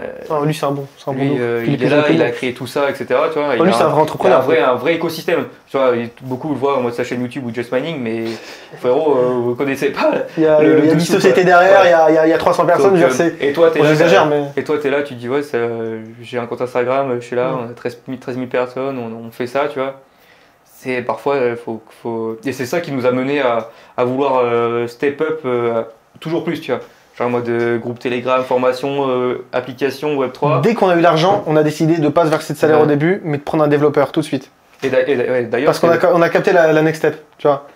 Je comprends. Et donc t'es entrepreneur aussi. Après on a toujours eu cette. Je pense qu'on a l'esprit, tu vois. On a l'esprit entrepreneur. Parce que le truc c'est différent. Parce qu'on a monté les projets, par exemple la formation, l'application, etc. Il faut savoir que quand on commençait à faire de l'argent, moi j'étais en études encore, je crois que j'étais première année de master ou deuxième année de master, et j'étais en stage, donc je gagnais de l'argent. Mais j'ai dit à Thibaut, commence à faire de l'argent. J'ai dit, toi tu travailles pas, moi je travaille, je suis en études, etc. Il est plus à plein temps dessus. Je touche pas d'argent. J'ai une femme au foyer aussi. Je lui dis tout ce qu'on prend, etc. Tu prends pour toi. Moi j'arrive à vivre, etc. Je gagne un salaire grâce à mes stages, etc. Et c'était aussi dans une logique de. Pas de stratégie, mais logique. Ouais, de logique, de continuité et de pérennité que ce soit nos services, notre entreprise. Et puis c'était juste faire, quoi, tu vois. Moi j'étais sur les bancs de la fac et à travailler, et en parallèle j'essayais de faire un peu à droite à gauche, d'interagir avec les personnes sur le Discord, etc. Mais il était plus à plein temps. Moi j'étais vite à plein temps. Ouais. Donc ça servait à rien d'essayer de prendre, je sais pas, que ce soit le même salaire ou 500 ou 1000 balles ou 200 balles à côté, tu vois. Ça m'apportait pas grand chose, autant garder, lui il se paye, on est en trésor, et quand j'aurai fini le tout. C'était une logique en fait. On a pris les bonnes décisions avec une certaine logique, sans stratégie, c'est-à-dire qu'on n'a pas réfléchi à l'avance ce qu'on voulait faire, avec une vision. À chaque étape, alors ça j'aime bien dire ça, parce qu'à chaque étape on a pris les bonnes décisions au bon moment, par pure logique et par esprit d'anticipation. Analyse. Critique. J'ai l'impression qu'on veut dire aussi par collectif, quoi. Vous avez quand même l'impression, malgré du coup le fait que vous voyez pas physiquement tout le temps, d'avoir été extrêmement soudés et loyaux l'un avec l'autre. Alors ce qui est drôle, c'est que dès que j'ai une idée ou qu'il en a une, je lui dis mon idée ou il me dit la sienne, et je dis, mais j'avais la même. Enfin, tu vois, en fait, à chaque fois, on est connecté sur la next step et sur ce qu'il faut faire. Il n'y a jamais un moment, vraiment, je me souviens pas d'un moment où on a pris une décision importante pour nous et on n'était pas d'accord. Je me souviens pas de ça, tu vois. Ouais, il y en a pas. Donc c'est ça qui est cool aussi, tu vois. Bien on ait des profils différents, la vision, elle est la même. Ouais. Et du coup, le dernier chapitre, et je pense qu'on va terminer par ça aussi, c'est du coup, c'est quoi les next steps? Écoute, pas mal de choses. Là, aujourd'hui, on a eu une bonne nouvelle par rapport au projet qu'on va mettre en place. sans en dire trop, parce que moi je suis de nature à beaucoup parler avant de faire. On lui met les menottes. Et eux ils me répriment parce que moi j'aime bien, je suis enjoué, j'aime bien partager aux autres. Sauf que j'apprends maintenant à moins parler avant de faire. Donc là ça fait 6 mois que je me tais et je vais encore me taire pendant encore quelques mois, donc ça me saoule un peu. Mais en fait on va mener un nouveau projet pour le coup de nos milliers d'heures d'analyse dans la crypto et de comment mener un projet. On va faire notre propre projet crypto là. On va du coup créer un écosystème, créer une crypto-monnaie, créer un modèle économique, créer une application sur la blockchain. On va créer tout ça. On va lever des fonds. On va faire les choses bien. Et on va créer une seconde société. Et on va modifier notre business model actuel. On va créer beaucoup d'autres choses. Humblement, on va peut-être apporter la future tendance. Pour le coup, on va apporter une prochaine pierre à l'édifice. Pour le coup, une vraie pierre. Là, tu vois, ça fait 4 ans qu'on est dans l'écosystème, qu'on a envie de faire des choses, mais qu'on demande à rien à personne et qu'on fait pas sans être sûr que ça a marché et être sûr de notre truc. Là, on a un nouveau projet, ça fait 3-4 mois ça fait 3-4 mois que je suis dans ma cave pour faire le truc. Vraiment cave. Cave. C'est-à-dire que je ne fais rien du matin au soir. Je ne fais que ça. Cave. Mais après, c'est aussi un projet de plusieurs années d'expérience et d'expérimentation. Et voilà. Donc, c'est quelque chose qu'on sait faire. Et, voilà.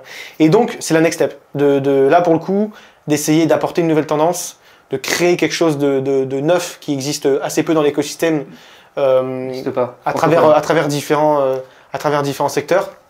On en reparlera si vous voulez dans une prochaine vidéo. Mais voilà, on va faire une levée de fonds privée.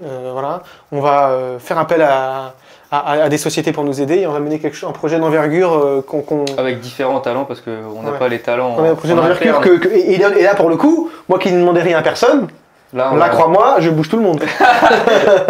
Et c'est ce qu'il faut. Je demande à tout le monde si vous avez des retours, ils m'aident sur la façon dont je communique, ils m'aident sur on cherche du financement, des choses comme ça. Donc ouais, c'est un gros projet là, d'ailleurs où on a eu la validation de plus ou moins un incubateur, etc. Ouais. Comme quoi ils sont chauds pour nous aider. Donc là, va falloir passer en mode entrepreneur. Ouais, là pour le coup, on va passer niveau entrepreneur. Là, il va falloir passer en mode entrepreneur. Pour moi, là, on va passer niveau entrepreneurial. Et ça va être un autre. Ouais, donc pour vous, c'est là, ça démarre le début des choses sérieuses, quoi. Et pourtant, ouais, c'est le début pour nous et la fin pour le marché. Et pourtant, on s'était dit en plus qu'on n'avait jamais pour. On s'était dit en plus en interne, on n'a pas pour ambition de faire un truc worldwide ou un truc hyper connu, tu vois. On n'a jamais voulu scaler à un point où on aurait enlevé la strate d'humanité, tu vois. C'était notre règle. Là, on va scaler, mais on va essayer de garder le côté humain aussi, tu vois. Mais c'est vrai que ça se processe également, hein, le truc humain. C'est vrai aussi. Il va falloir juste gérer. Là, pour le coup, on va devoir faire appel à la stratégie. Mais humain ne veut pas dire roue libre. C'est vrai. Non, c'est clairement ça. Donc, écoute, c'est assez excitant et excitant, motivant, tout ce que tu veux. Donc, ouais, c'est un peu les 5 dernières années de création et de développement qui accumuler la crédibilité pour faire ce qu'on va faire là. Qui commence à se concrétiser, quoi. C'est ça aussi, c'est que vraiment on a tous les deux mangé des pâtes pendant quelques années. Et en plus, moi j'étais marié, si tu veux, et ma femme elle travaillait assez peu pendant une période, donc même là on a un enfant et tout, donc elle travaille pas. Donc je suis le seul je suis majoritairement le seul qui apporte de l'argent au foyer, tu vois. Et donc c'est complexe. Quand tu es tout seul et que tu manges des pâtes et que tu vis sur les économies, c'est différent que d'être tout seul, tu vois. Parce que là tu as la charge d'une femme qui te fait confiance. Tout seul et manger des pâtes, c'est pas et là, oui, tout seul et manger des pâtes, c'est pas, ouais, mais bon. Mais là, j'ai un gamin, tu vois. Donc c'est autre chose. Mais non, mais c'est intéressant, c'est challengeant. Dans l'esprit je fais un prêt étudiant pour miser toute ma vie sur l'écosystème. C'est un autre challenge. C'est un autre challenge, tu vois. Moi, j'aime bien vivre sur cette ligne là, tu vois. Cette ligne et naviguer entre les deux. Et moi, je trouve ça motivant et c'est ça qui me motive à me lever le matin. J'ai pas pour aspiration de faire ça toute ma vie parce que je vieillis au fur et à mesure et que la vie fait que, tu vois, j'ai moins envie de prendre de risques. Mais en tout cas, c'était très enrichissant. Donc, je dis, j'ai pris ces 5 dernières années peut-être de 10 ans, 15 ans de maturité. À 22 ans, j'étais un petit con, vraiment j'étais un petit con. Et quand j'ai commencé à découvrir les cryptos et à faire d'autres choses et j'ai commencé à prendre de l'humilité déjà. D'où ton rappel souvent à ça sur l'écosystème crypto, quoi. C'est ça exactement. Donc ouais, next step bientôt et puis voilà, on espère faire bouger les choses, c'est tout. Et du coup pour conclure, moi c'est ma petite question préférée que j'ai à chaque fois que je mène des Ouais. interviews, mais c'est quelle citation de punchline de vous ou de quelqu'un d'autre, chacun à votre tour évidemment, vous portez un peu en vous réveillant le matin ou comme credo ou comme vraiment comme phrase un peu impactante qui vous symbolise. C'est impossible, dit la raison. C'est sans issue, dit l'expérience. Essayons, murmure le cœur. Joli. Ouais. Moi, je- C'est un peu ce qui résume. Il a mis la barre très Ouais, haute. il a mis la barre très haute là.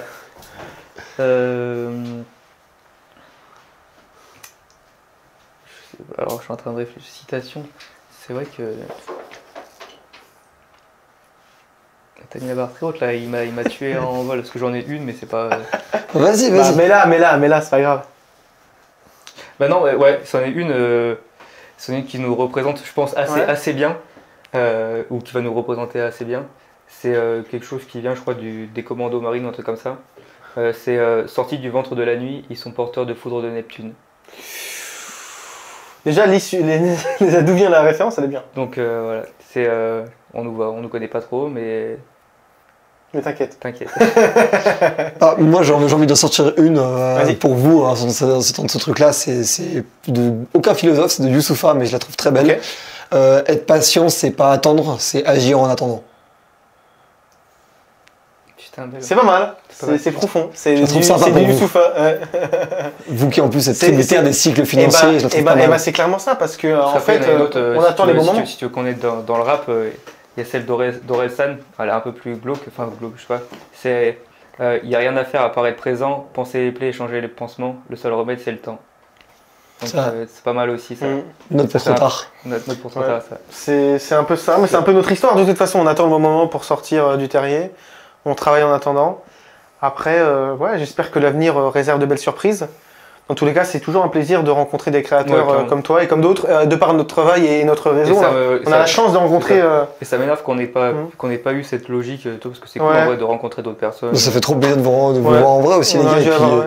puis je vous présenterai aussi à quelques poteaux de Ouais, l'écosystème. Ouais, c'est cool. Clairement, c'est cool. clairement. Donc, écoute, Ah, merci. on est sur le bon Merci, chemin. Merci Thibaut. Merci de nous avoir aidés Merci, pour Rémi. ce format. Merci de nous avoir suivis, les amis.